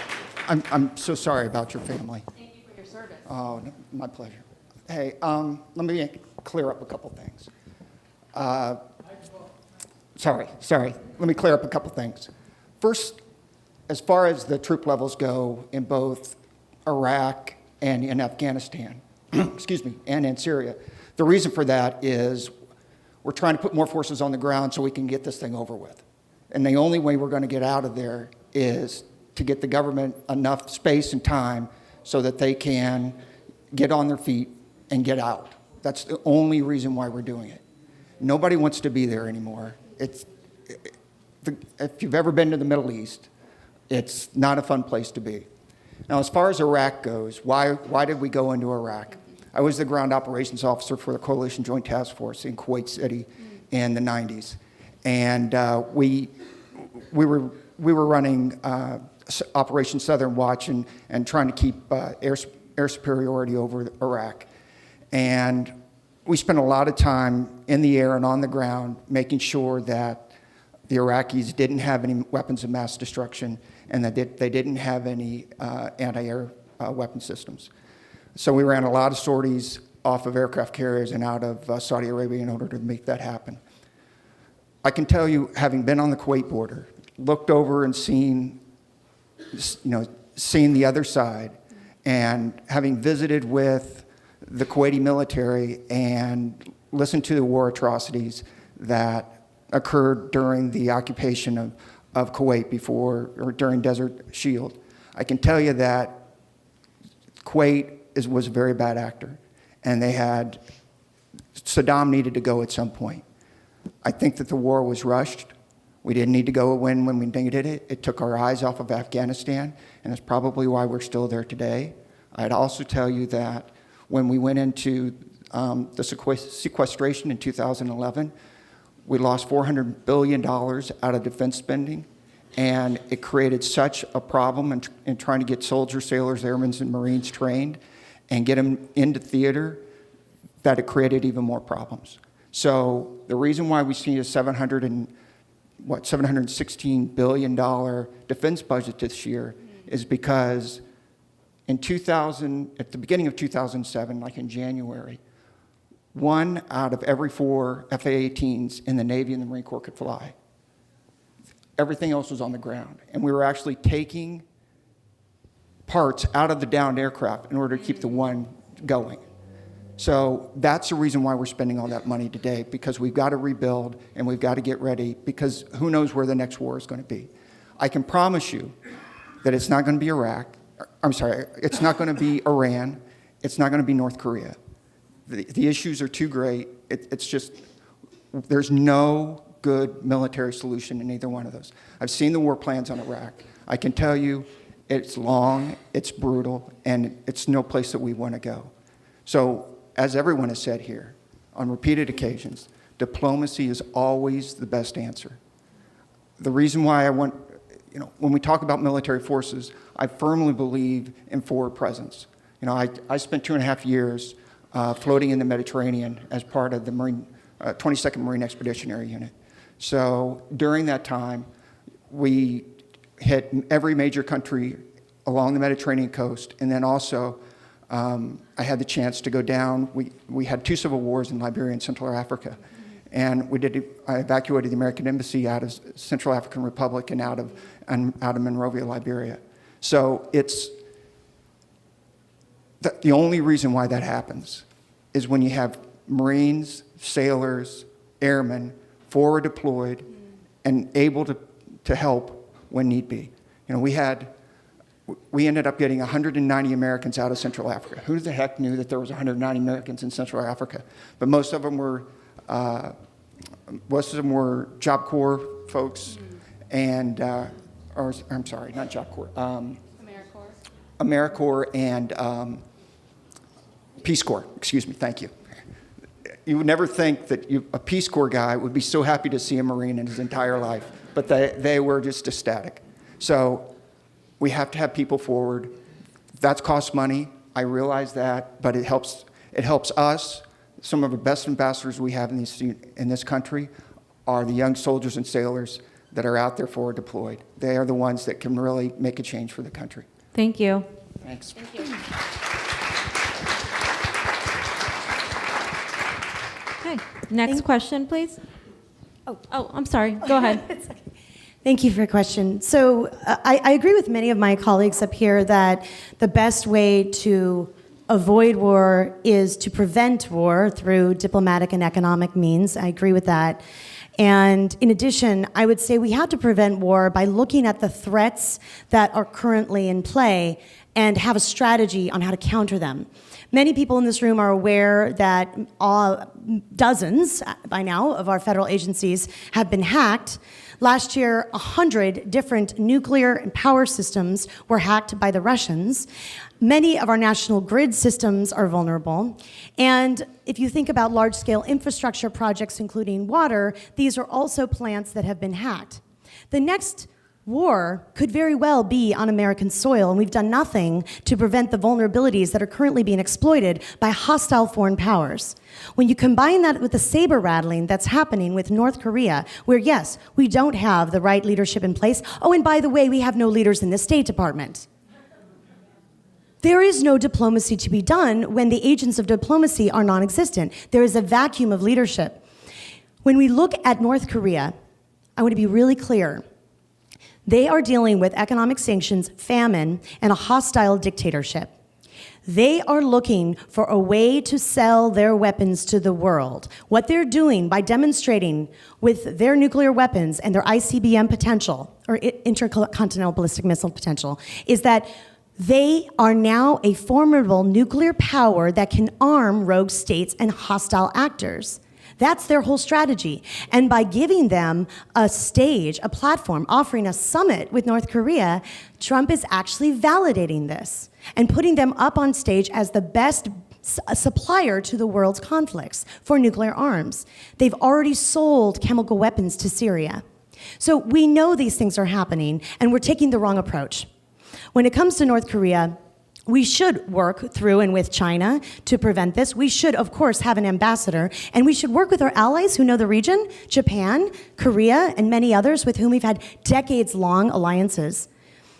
My brother served in Iraq 2 tours, and my cousin carried the nuclear football for Joe Biden. He was his chief military aide. When my cousin told me his fears about Trump in power, it was the fear that he can't be trusted with the nuclear codes. And when my brother came back from Iraq, we didn't take care of him. So it's not just about preventing war for war's sake, it's also cleaning up the messes that we make with war. And we haven't done that at all either. And that's in the countries that we work in, and that's the people who come home. Thank you. Thank you.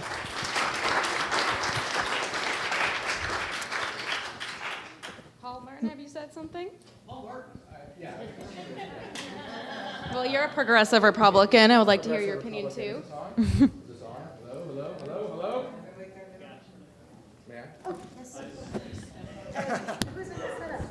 The old let's turn the Republicans' mic off trick.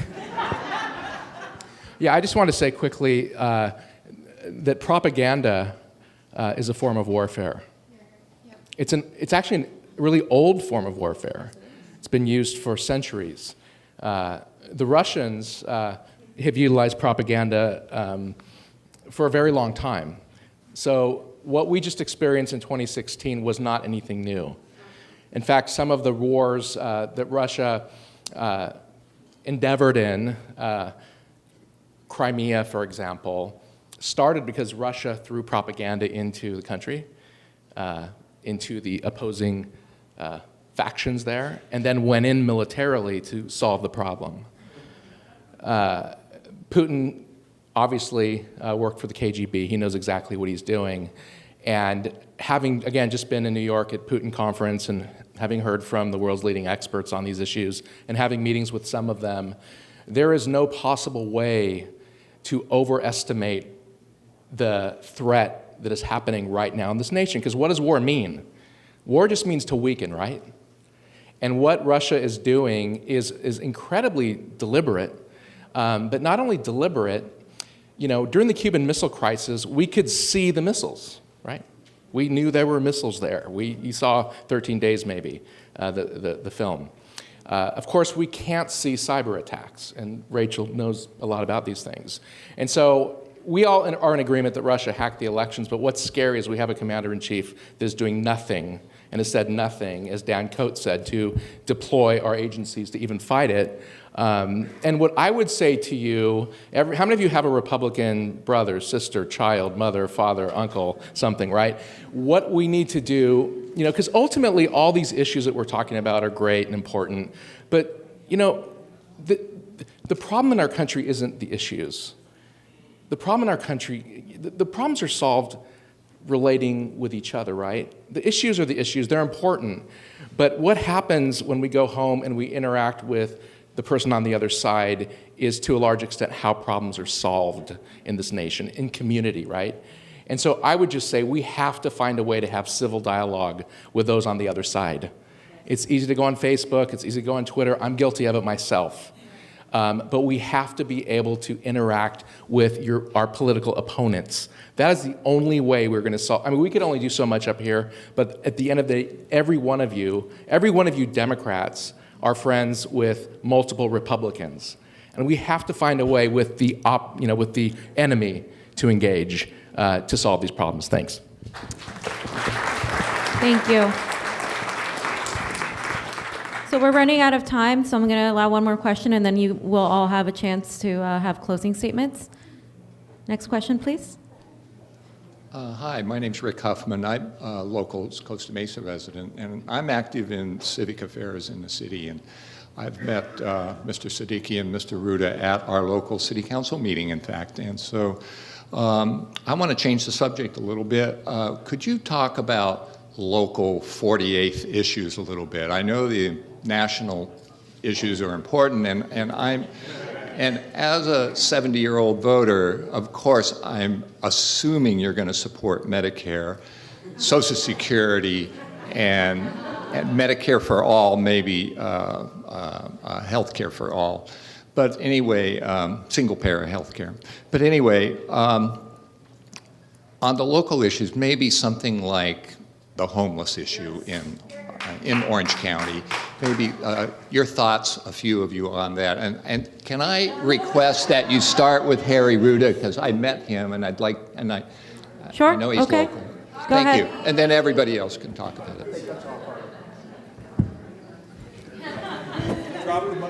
Is this one working? Great. Yeah, I'm glad you brought up local issues, because there's a direct correlation between the fact that we have a very broken healthcare system here in the United States and 30 million Americans who do not have healthcare insurance. It is the leading cause of bankruptcy in the United States and a leading cause of homelessness. In addition, so much of the homelessness that we experience here in our communities, as well as across California and the United States, is driven in large part by the fact we do not have adequate health care.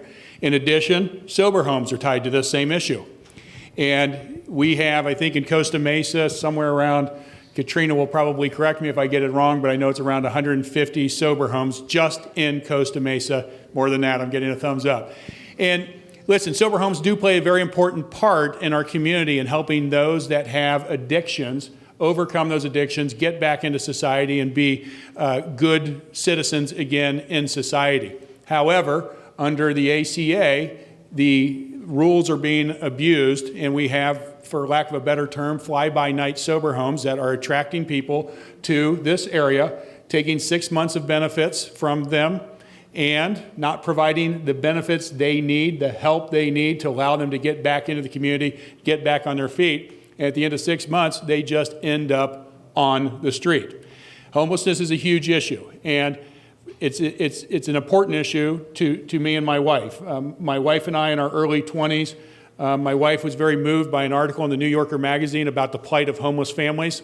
Homeless families at that time, after exhausting all of their savings, losing their home, losing any potential vouchers and hotels and churches and so on, living in their car, and then finally making the very difficult decision to go to a homeless shelter. At that point, the women and the young children were sent to the women's shelter, and the men and the older boys were sent to the men's shelter. So the only thing they have left at that point in their life is each other, and here we are splitting them up and sending them into a very, very difficult environments. So my wife decided right then and there, we are going to build a shelter for homeless families. And I'm proud of the fact we did that. We, in our early 20s, built a shelter for homeless families. And that issue is here more prominent than ever. And we need county supervisors who are willing to take the funds that have been dedicated to this issue and have a well thought out, passionate response to the homelessness issue that we have here. And I'm not seeing that. I don't see setting up tent cities and parks in certain communities as the way to go. We need long-term housing. We need medical protections for these individuals, both mental and physical medical needs being met. We need to get them back into society, back on their feet. And if we don't do that, this problem is going to continue to exacerbate. And there's a right way to do it and a wrong way to do it. And unfortunately, our Republican leaders in this district, in my opinion, are not doing it the correct way. Thank you. Thank you. And then the only other issue is the planes. We've got to address the planes. The loud planes flying over. It's an issue both here, and LAX has actually moved some of their flight patterns over our district as well. Thank you. This is a threefer, so I'm going to go fast. Homelessness, you mentioned healthcare, and local issue that we get to pick, wild card. Homelessness covers a few different things that we're talking about, right? Why are people homeless? A variety of reasons: opioid epidemic, veterans, and a rigged economy, and mental health. So you hear a lot about healthcare and how everybody wants to do healthcare, but I've been to everybody's website, and very few people actually have a plan. This is supposed to be an issues-based conversation. Go to our website, wehavethingstodo.com, and I will tell you exactly how to pass SB 562 here in California. Use it as a lynch board. We're 40 million people in a country of 330. When our single payer works, the rest of the country will have to take notice. That's how states' rights work. We have little incubators that work and don't work. Kansas's economy didn't work. Let's not do trickle-down economics. Sorry. So the homelessness problem, you pass healthcare, there's part of the problem, right? Opioids, homelessness, mental health, opioid epidemic, also on the website, very personal for me. You also mentioned Medicare, Medicaid, right? How many baby boomers have long-term care insurance already?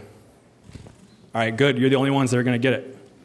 Because my world, the investment world, stopped offering it because you are no longer profitable. When you are old and sick, you are not profitable. So baby boomers, watch out, because they are gonna continue to try to cut your Medicare, your Medicaid, and your Social Security. That's why they just passed a $1.5 trillion tax cut, and they're gonna come after entitlements next. Boomers, you paid for those. Those are not entitlements. This is another example of where the Democrats lose the narrative on economics, right? My wild card, local issue. How many people here live inside the 48th? Congratulations, you all live within 50 miles of San Onofre. We are burying 3.6 million pounds of nuclear waste in the sand 104 feet from the beach. It's in 5/8 inch thick steel that cannot be inspected and cannot be fixed if it leaks. When Fukushima had a storm that blew up their nuclear reactor, they evacuated a 50-mile radius. That is the US preferred mandatory evacuation zone, 50 miles. Doesn't matter if you're homeless or have a home or how much your house cost if you have a nuclear waste dump in the backyard. Camp Pendleton would be gone. 8.5 million people would need to move. Congress has $32 billion set aside for this. Obama cut off the tax that funded this fund, and they now have $32 billion. Yucca Mountain, 2 temporary sites in West Texas or New Mexico. There are a variety of issues and places that we could take this, throw it on a train, and get it out of Southern California, because the next storm, sea level rise, Russia, North Korea, flip the map around, right? We're the ones that share an ocean line with North Korea and Russia, not the East Coast, okay? So San Onofre is a big one for me. The money's there, but the will to do something isn't. Thank you.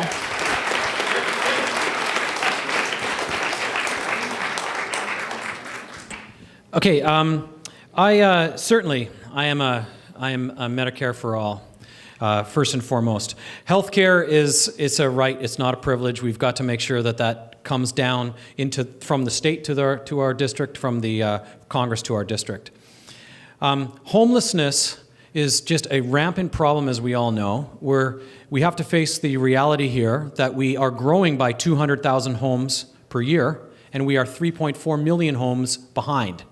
That is a heck of a problem to fix in order to put homeless people into homes.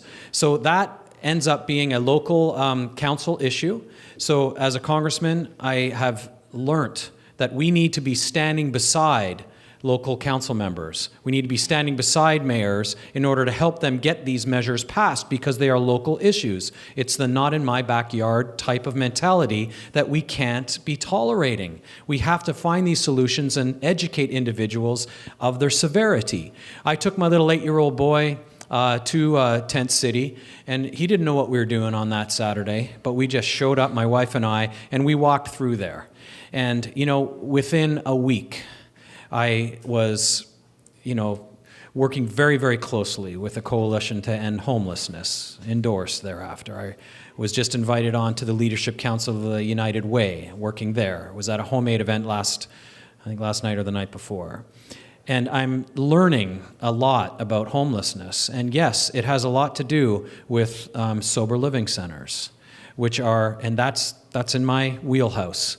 These centers are, frankly, most of them operating under criminal conditions where they're actually using rehabilitated individuals in order to nurse and doctor the patients.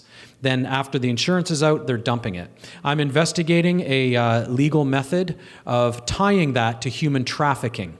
The human trafficking laws used to only be smuggling people across the border. Then they were expanded for sexual abuse. Then they were expanded for child sexual abuse. Human trafficking laws apply to sober living centers. And I'm investigating a pathway of tying those centers, regulating them through human trafficking, because it is the abuse of an individual as a result of monetary gain, which is human trafficking. So that is a path forward that I can do as a congressman, and I am working with individuals to push that. Thank you. Thank you.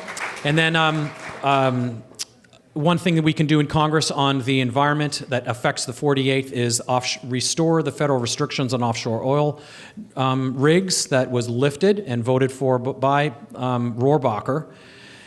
Why would a congressman do that to his constituents? It's ridiculous. And then, of course, recommissioning the use of satellites for early warning weather systems here on our coastal district. Education would be my third, because it affects this group so deeply in the 48th, where we have a high education level. And with $1.4 trillion of debt, we've got to do something about that. As a professor, I have been living that. Thank you. Omar? Thank you. I'll keep it brief. The 5 issues that I see, number 1, a big local threat is Dana Rohrabacher. Number 2, I would say, obviously, is homelessness. I spoke with Muhammad Ali of the Orange County Poverty Alliance earlier today, and his major concern was the sheer amount of money that we have that's tied up that's not helping the homeless.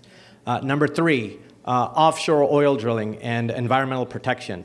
Dana Rohrabacher said recently that, offshore oil drilling isn't an issue because the fish, he went scuba diving, and the fish are coming to the platform, and therefore it's friendly for the environment, and therefore it's friendly for the fish. Something silly like this.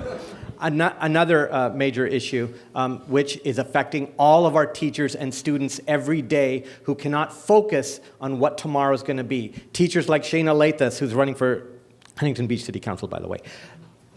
Teachers who have to go to school not knowing if there's going to be violence at their school. Gun control is a national and a major local issue. And last but not least, John Wayne Airport and the airport noise is affecting our 48th district as well. Thank you. Thank you. Rachel? I I won't do all three. I'll go very quickly. So on the homeless issue, one of the areas that we need to remember is that we actually had a plan in Orange County, and it was approved. But the OC Board of Supervisors doesn't have the political will or interest in implementing it. And in the last few weeks, there have been a courtroom with an amazing judge who's actually took them to task and had them come forward to commit to finally doing something that they already had planned for, and $700 million from the federal government that they hadn't used.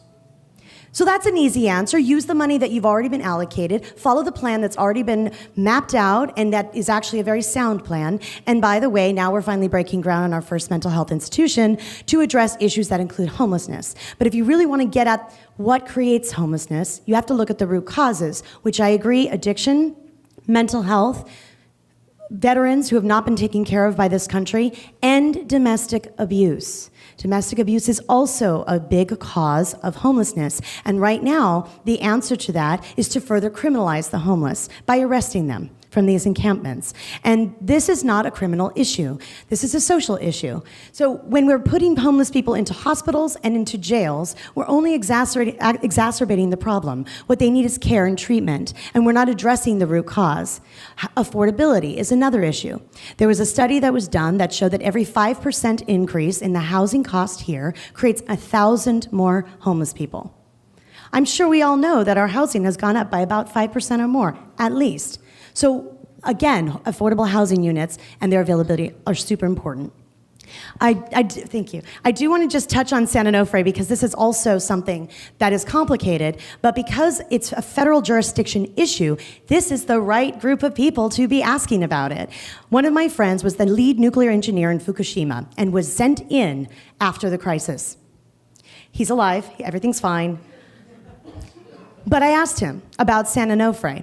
And it's ridiculous. The technology that they're using is decades behind. Germany and Japan have 10 millimeter thick tubes, not 3/8. Well, okay, 3/8, 5/8. Okay, I thought it was 3/8. And the issue, though, is that they're storing all of it together. They're storing spent fuel as well as nuclear waste together. And there's actually ways that by decoupling them, you have fewer waste to dispose of. And of course, burying it in the sand on the shore is not the right answer, but the canisters have been built so that they're incompatible with railroad containers and other things that would be used to transport them. So there's a lot of problems with this. They can't be inspected. They are not built to withstand sea level exposure and salt water and salt air exposure. And they're following a technology that's decades old. So there's a lot of problems here that are literally sitting right at our coast that are nuclear in nature and that are of the scale of a Fukushima. And so I appreciate you bringing that up. Thank you. Thank you.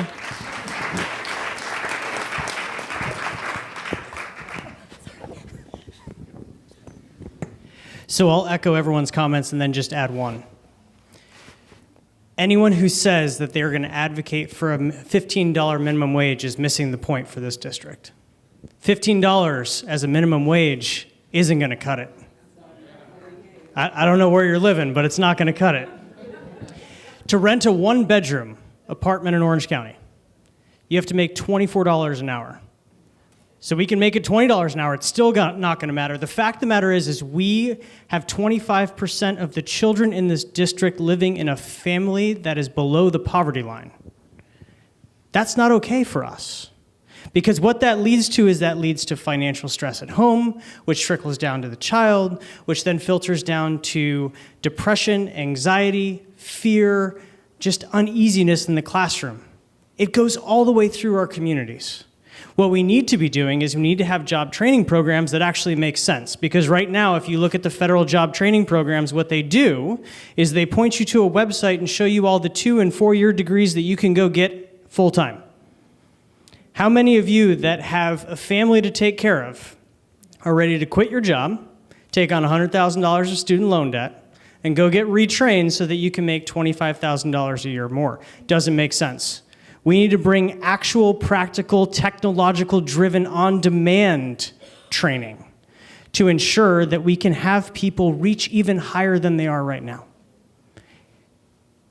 The good news is that the opportunity is waiting.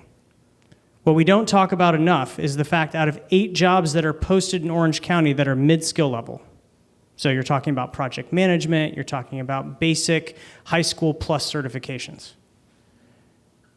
Only 3 out of 8 are filled. We have a skills gap in this county, and we have a fundamental opportunity to reach to our neighbors and our friends and our family members and help them find a way to make more and actually keep up with the cost of living to live here. But instead, we're pointing to a 4-year university and telling them to take on debt. We need to think smarter about training. We need to think smarter about vocations and trade. We need to rethink job training altogether, and that would be a top priority for me in Congress. Thank you.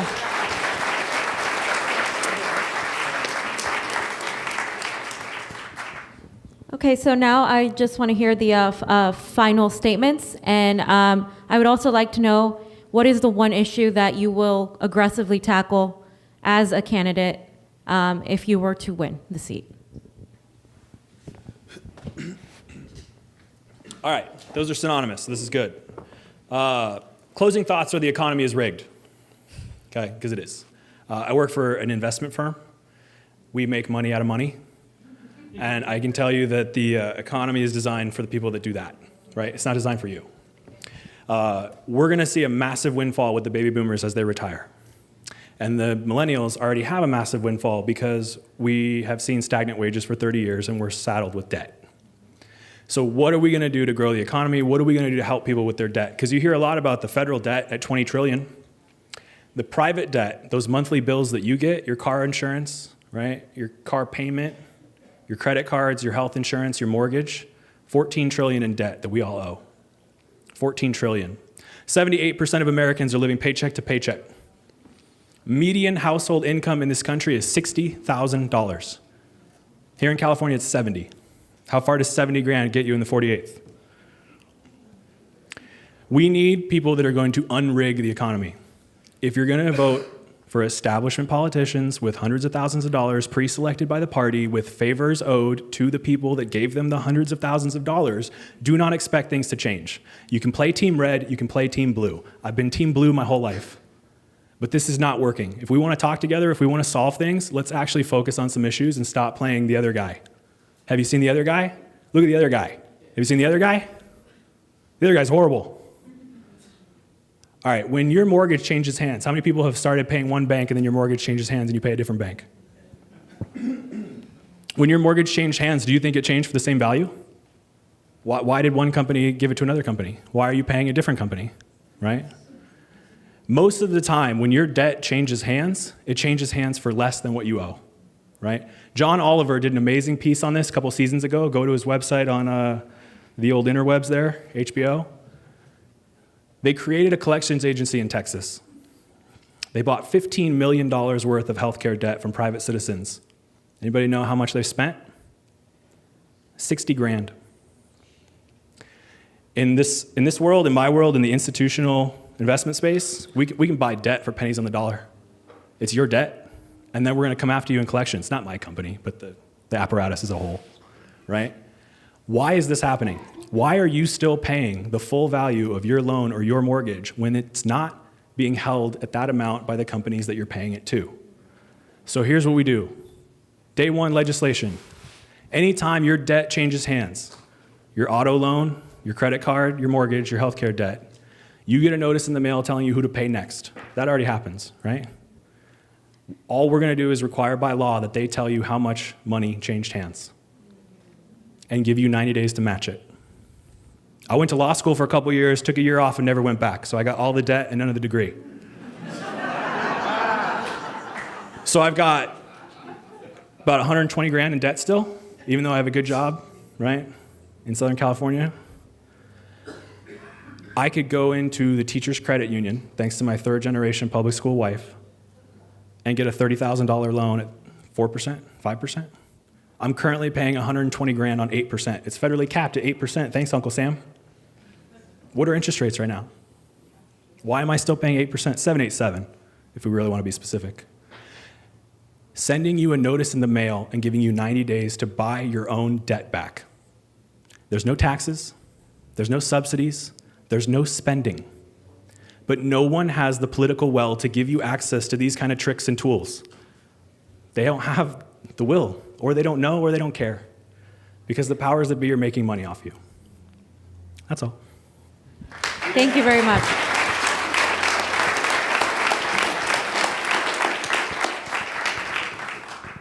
Thanks everyone for coming out tonight. I want to spend my time talking a little bit about the local homeless issue, and there is really something that we can do at the federal level to address this. Some of my competition here danced around it, but I want to say it a little bit more boldly. We need to end the war on drugs. Jeff Sessions is one of the top threats to us as a country. He is one of the top threats to our freedom. So that's something that we need to go after aggressively. And I want you all to go home tonight, and I want you to research what was done in Portugal when they ended their war on drugs. They had a tremendous amount of success, and in turn, the results that they've seen have been astounding. So if you're not familiar with what's been going on in Portugal over the past couple of decades, go home, Google that, read up, because that's really a model that I feel like we can follow and we can have a ton of success with in the United States. So I already spoke a little bit about immigration. I spoke about ending wars. For those of you that have been to a town hall, you know that I always like to end by talking a little bit about respect and humility. I do truly believe that we all have much more in common than we disagree on. So that's something that I am really striving to bring back to politics. I think that there's a lot where it doesn't matter where you land on the political spectrum, there is a lot that we can make progress on when we work together. And I truly believe that if we work together on issues where we see eye to eye, then when we move on to the more difficult issues where we maybe don't see eye to eye, that becomes a lot easier for everyone. So it's my commitment from here on out to conduct myself with respect and humility, and more importantly, it's my commitment to listen to your voice. And I walk the walk with this. I held a town hall last month to discuss the Second Amendment and gun violence. And I intentionally invited Democrats. And a couple of Democrats came. And if you're familiar with where libertarians sit on the spectrum of the Second Amendment, we're strong supporters of the Second Amendment. But I welcomed the tough questions. And I welcome the tough questions. And when you can answer them respectfully and with humility, you can have a conversation and you can start to move things forward. So that's the way that I always like to end my statement to you all. I hope you all can take those words to heart and begin to advocate for some of that yourselves. Thank you. Thank you. Okay, well, everybody's leaving, so I'm gonna be very, very brief. We talked about a lot of key issues, and a lot of my priorities fall there. I think the one thing that I will close with, and I don't remember your name, I'm so sorry, Kathleen. I want to thank you for your question, and I want to thank you for your openness to hearing our responses. And what I will definitely say, and I say this a lot, this district will not flip because other people say that it should. It's not going to do it by itself. We can't just assume that because some political report says that it's a flip district now, that it's just going to happen. We have to think expansively. We have to get out and register people to vote. We have to energize and inspire every single person in this district, not just the people who are registered Democrats, not just the people who live close by to us. We have to go and walk door to door. It's going to take courage. It's going to take passion. It's going to take strength. And it's going to take a commitment like nothing any of us have felt before. We all have to be willing to do it. I'm willing to do it. There is nothing more humbling than someone slamming the door in your face and shooing you away because you're a Democrat. It's very humbling. Something was wrong with my file, or so they moved. I don't know what it was. We can do this. We can do this, but we have to empower new types of people to not only help us get there, but to lead us there. Thank you very much for being here tonight. Thank you. Well, I know very few of you will vote for me because I'm one of them.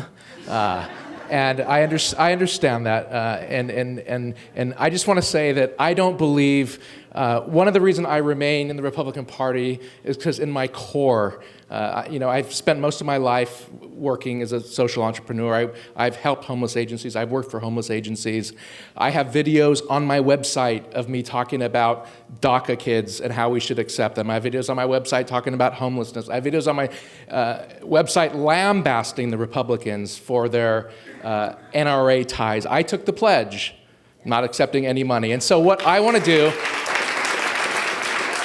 is I have a vision to reform the Republican Party.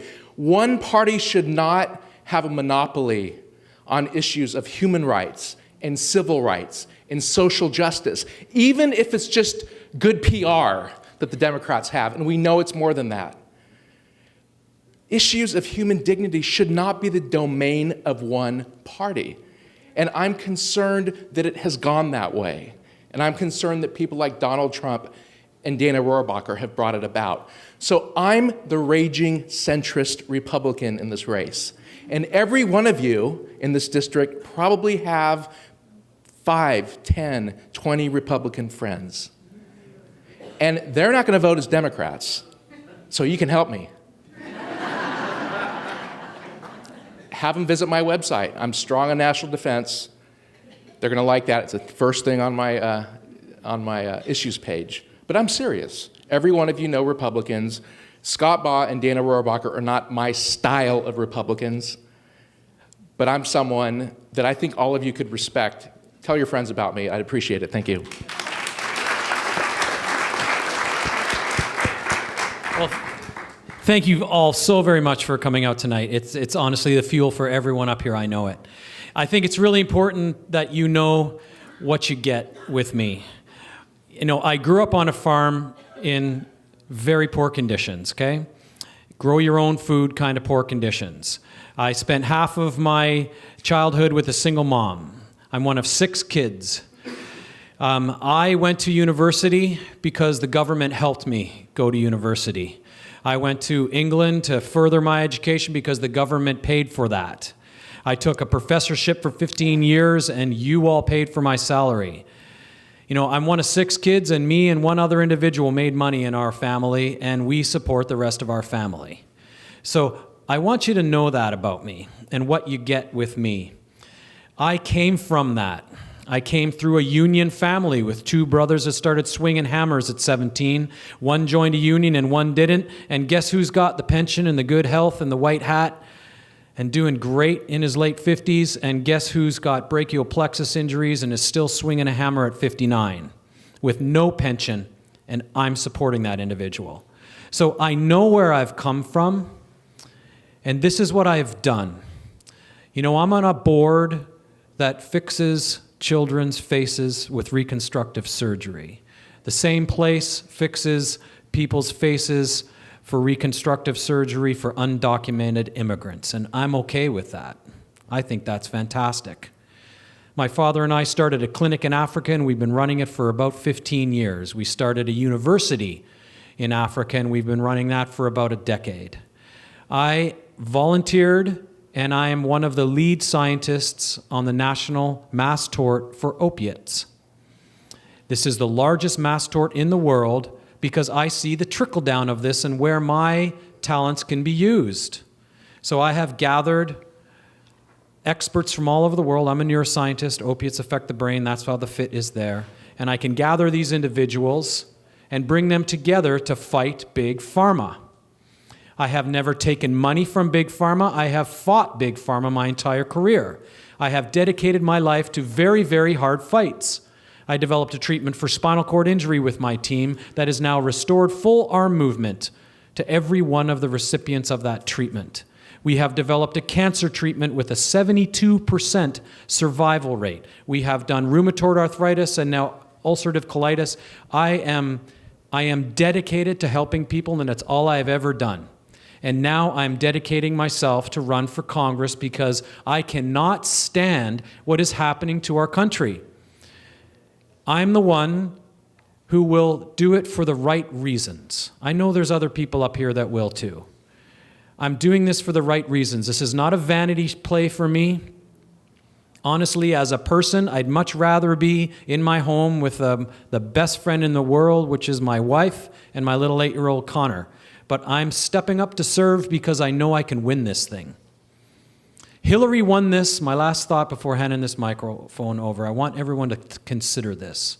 Hillary won this district because she kept 96% of the Dems, 65% of the NPPs, and about 10% of the Republicans.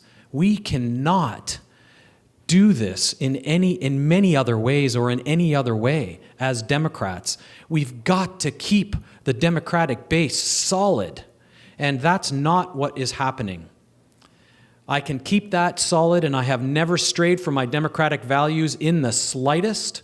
Yet I can pull 1/3 of my financing from Republicans because of this healthcare initiative. And that is my central issue. It's not my only issue. It's just that I'm really good at it. It's all I've ever done. I understand drug regulation and pricing and lobbying and regulation and the FDA, and I have worked on the Hill. Senators and congressmen, I've worked in 5 nations helping them change their laws in healthcare. It is what is going to give me political leverage that I will then use for you, because when I'm helping this nation as a key figure of those 435 that knows about healthcare and is going to dive in and do immediate changes, and I vowed to do 3 bills before I even get in there. I'm writing them all right now. I will have the leverage to then use that political might in order to affect change in this district for all of the things that we have been discussing tonight. So Hans Kierstead for Congress. It's with humility I accept this, standing up here in your support, and I thank you for all that you're doing in helping us turn this blue. Thank you. Thank you.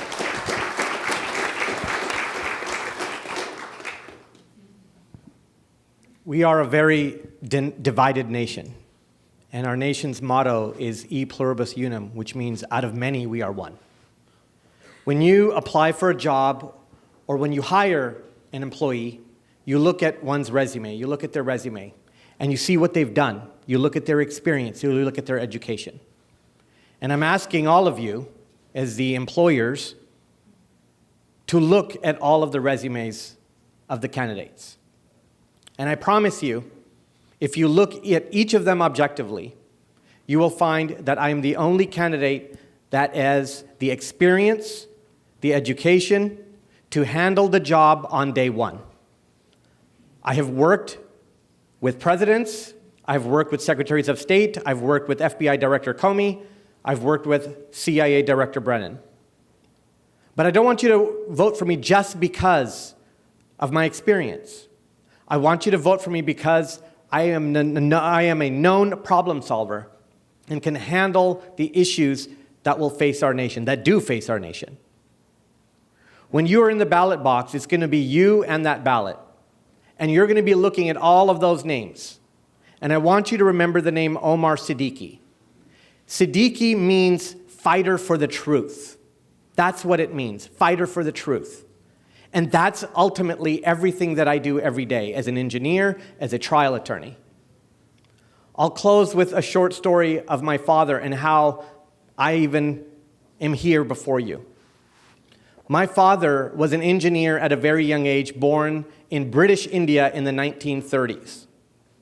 My father, being a very young engineer, was advised by a British officer who advised my grandfather, don't let your talented son stay here in the war-torn post-World War II British India as it's dividing itself. Send him to the future. So my grandfather asked this British officer, well, where would that be? And the British officer said, that's America. That's the future.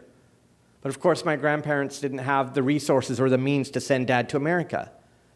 So what they did is this British officer helped my dad apply to grad schools. And of all the universities in our great nation, the first university that responded for a master's degree in engineering admissions letter to my father was the University of Minnesota. The Golden Gophers. Dad didn't have a way to get here. So this British officer helped my dad get on a Polish ship from the port to Southampton. And my dad had to change ships and got on board a troop transport ship by the name of the Grey Ghost, which is commonly known as the Queen Mary. So as my dad is on the deck of the Queen Mary, he remembers being woken one early morning. You're going to see her. You should see this. He remembers standing on the deck of the Queen Mary right where the M is. And he remembers seeing that torch, getting chills, and other people telling him, like, look, isn't she beautiful? Because it wasn't the beautiful statue they were looking at. What they were looking at was hope. What they were looking at was the dreams of our nation. As my dad enters the port, the immigration officer asks him, of course this is before TSA, before passports, before Homeland Security, what are you doing here, son? And my dad shows him the admissions letter. That's how my dad gets into the United States, on an admissions letter. Sign here. Dad signs with the pencil. My dad then had to make his way from the port to the bus station to make his way to Minnesota. So he hails a cab. A native New Yorker cab driver picks him up. And that native New Yorker asks my father, where's all your stuff, son? And my dad's like, all I have is this admission letter. This native New Yorker looks at him and says, you're going to freeze to death, son. You're going to freeze in the New York winter, let alone a Minnesota winter. So this native New Yorker cab driver drives Dad to a used clothing store and picks him up boots and jackets and hats and mittens. And my dad, of course, was very embarrassed. I'm not going to be able to pay this guy for this, let alone the cab fare. But the native New Yorker said, you know what, son, it's on me. But you're going to make me a promise. You're going to promise that you're going to make something of yourself and you're going to pay it back to your new home. Dad made his way to Minnesota, graduated with a master's, got recruited to California to work on the water projects by Governor Brown, yes, the father of the current Governor Brown. And that's why and how I ended up being born in Orange County. I never forget that journey. I never forget every time I hear the words Queen Mary, or when I take my kids, my two young daughters, to play on the very decks of the Queen Mary that my father slept on that bench under the stars. Because that is making America great again. That is the country we used to be, and that is the country I will bring back. Please vote for Omar Siddiqui, advocate for the truth, www.omarinthehouse.com. Thank you.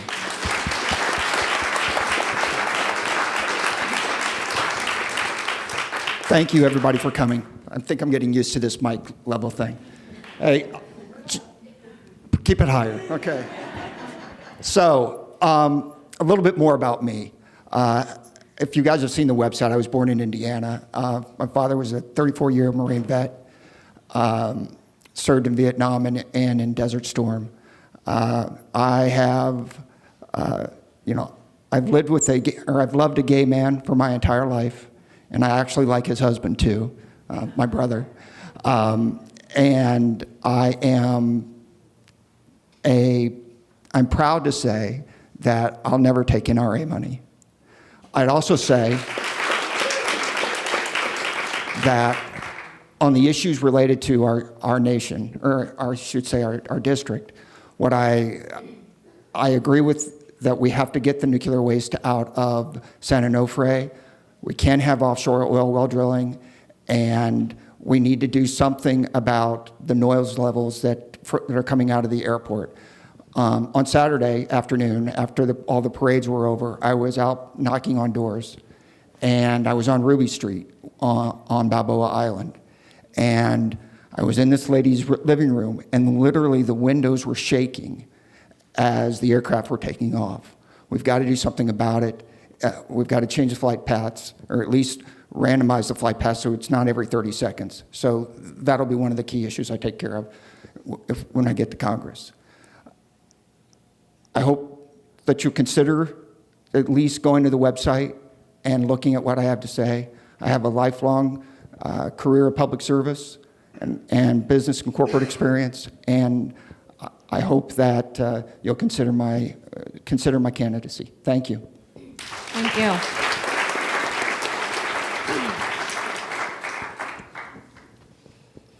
In terms of policy that I would want to enact right away, it really does come down to economics. And I think a lot about the struggle that so many families today are dealing with. One of the ways in which we could actually boost our economy almost overnight would be equal pay for equal work. So I would start there. Thank you. It would add 3% growth to our national economy. It would create more jobs, but I wouldn't stop there. I would also look at paid family leave. Paid family leave is something that most industrialized nations in the world have. And we can no longer compete by staying at the bottom as America. We have the right to better health outcomes. We have the right to take care of our families when they're sick, when we're giving birth. We have a right. We just need to demand more from our leaders. So it's an economic issue as well. But when I think about economics, it's not abstract. I think about the people who are working hard but watching their wages disappear, and quite literally, thanks to Trump, their tips as well.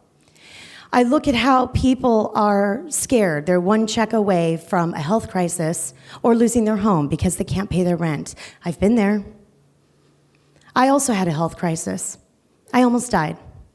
And it took 2 years to recover. And I know what that journey is like. And I have so much heart for what people go through in this country who also have a medical condition. We have to expect more. We have some of the worst health outcomes in the world. We're number 50 when it comes to maternal mortality. Why is giving birth the most dangerous thing you can do as a woman of color in America? That's not okay. We need to fix that. Finally, when I look at the things that I've worked on around the world, I've been on the board of the world's largest NGO in post-conflict reconstruction and relief. I've been working on disasters. I was part of the Google Rapid Response Disaster Team. I actually helped create the People Finder, which is what we used to find people after Hurricane Katrina, and then from that point on in every disaster since. I was there on the ground floor when disaster struck in Japan. And my team worked with my colleagues in Japan to help them find their employees. I got a call from the chief information officer of Sony. Help us find our people. These are the sorts of crises that I've lived through and been part of, finding constructive solutions. So the other piece of legislation that I would want to introduce is America's Rapid Response Plan. Because climate change is no joke, it's not going away, and no matter how much we deny it, it's not going to make it less.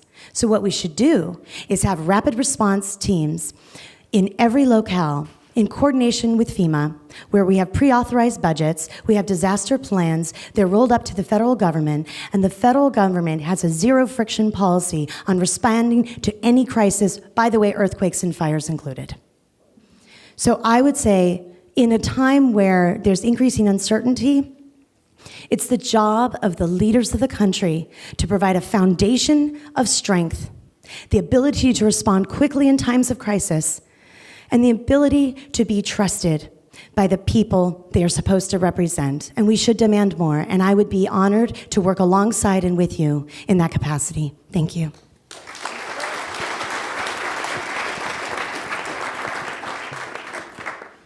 Boy, there's a lot we didn't cover tonight. We didn't talk about income inequality, wealth inequality, the fact that Bezos and Gates and Buffett, collectively, their wealth is equal to the bottom 50% of our country. That's 170 million people. Let that sink in. 3 people have the same wealth as 170 million Americans. We have a shrinking middle class that has been at the worst point since World War II.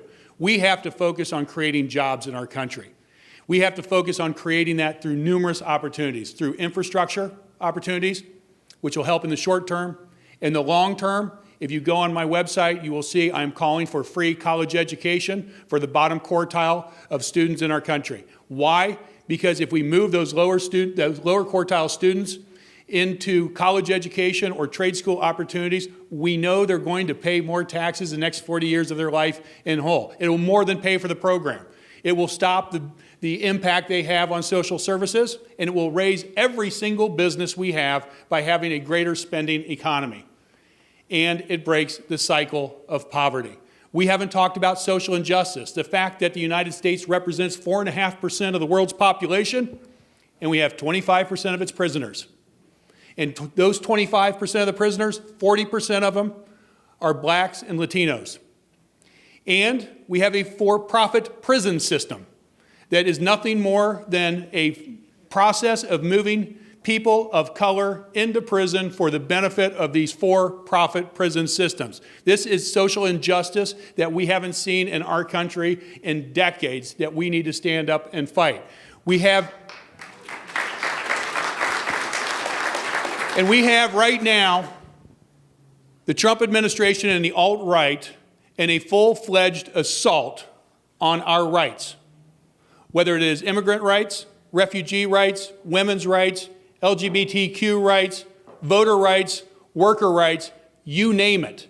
They are attacking us from every angle. Now more than ever, we need to be standing shoulder to shoulder, locked arm in arm, and thwarting that continued challenge that's put forth by Trump and his folks. And I'm reminded of Martin Niemöller. He was a man of the cloth in Germany during World War II. And at first, he bought into Adolf Hitler's rhetoric about taking the country back, about pride in country. And as time went by, he saw what was actually happening and spoke out. And you've probably seen his famous quote. His famous quote was along the lines, "First they came for the trade unionist, but I did not speak out because I was not a trade unionist. Then they came for the socialist. I did not speak out because I wasn't a socialist. Then they came for the Jews. I did not speak out because I wasn't Jewish. And then they came for me, and there was no one left to speak for me." That's where we are in our country right now. Our president has made hate and violence acceptable, and we need to fight back. And to successfully fight back means we need passionate leaders who are willing to take the fight back to them. And I am ready to do that, and I ask for your support. I boxed when I was younger. I can take a punch, and I can throw a punch, and I'd love to have your support. Thank you.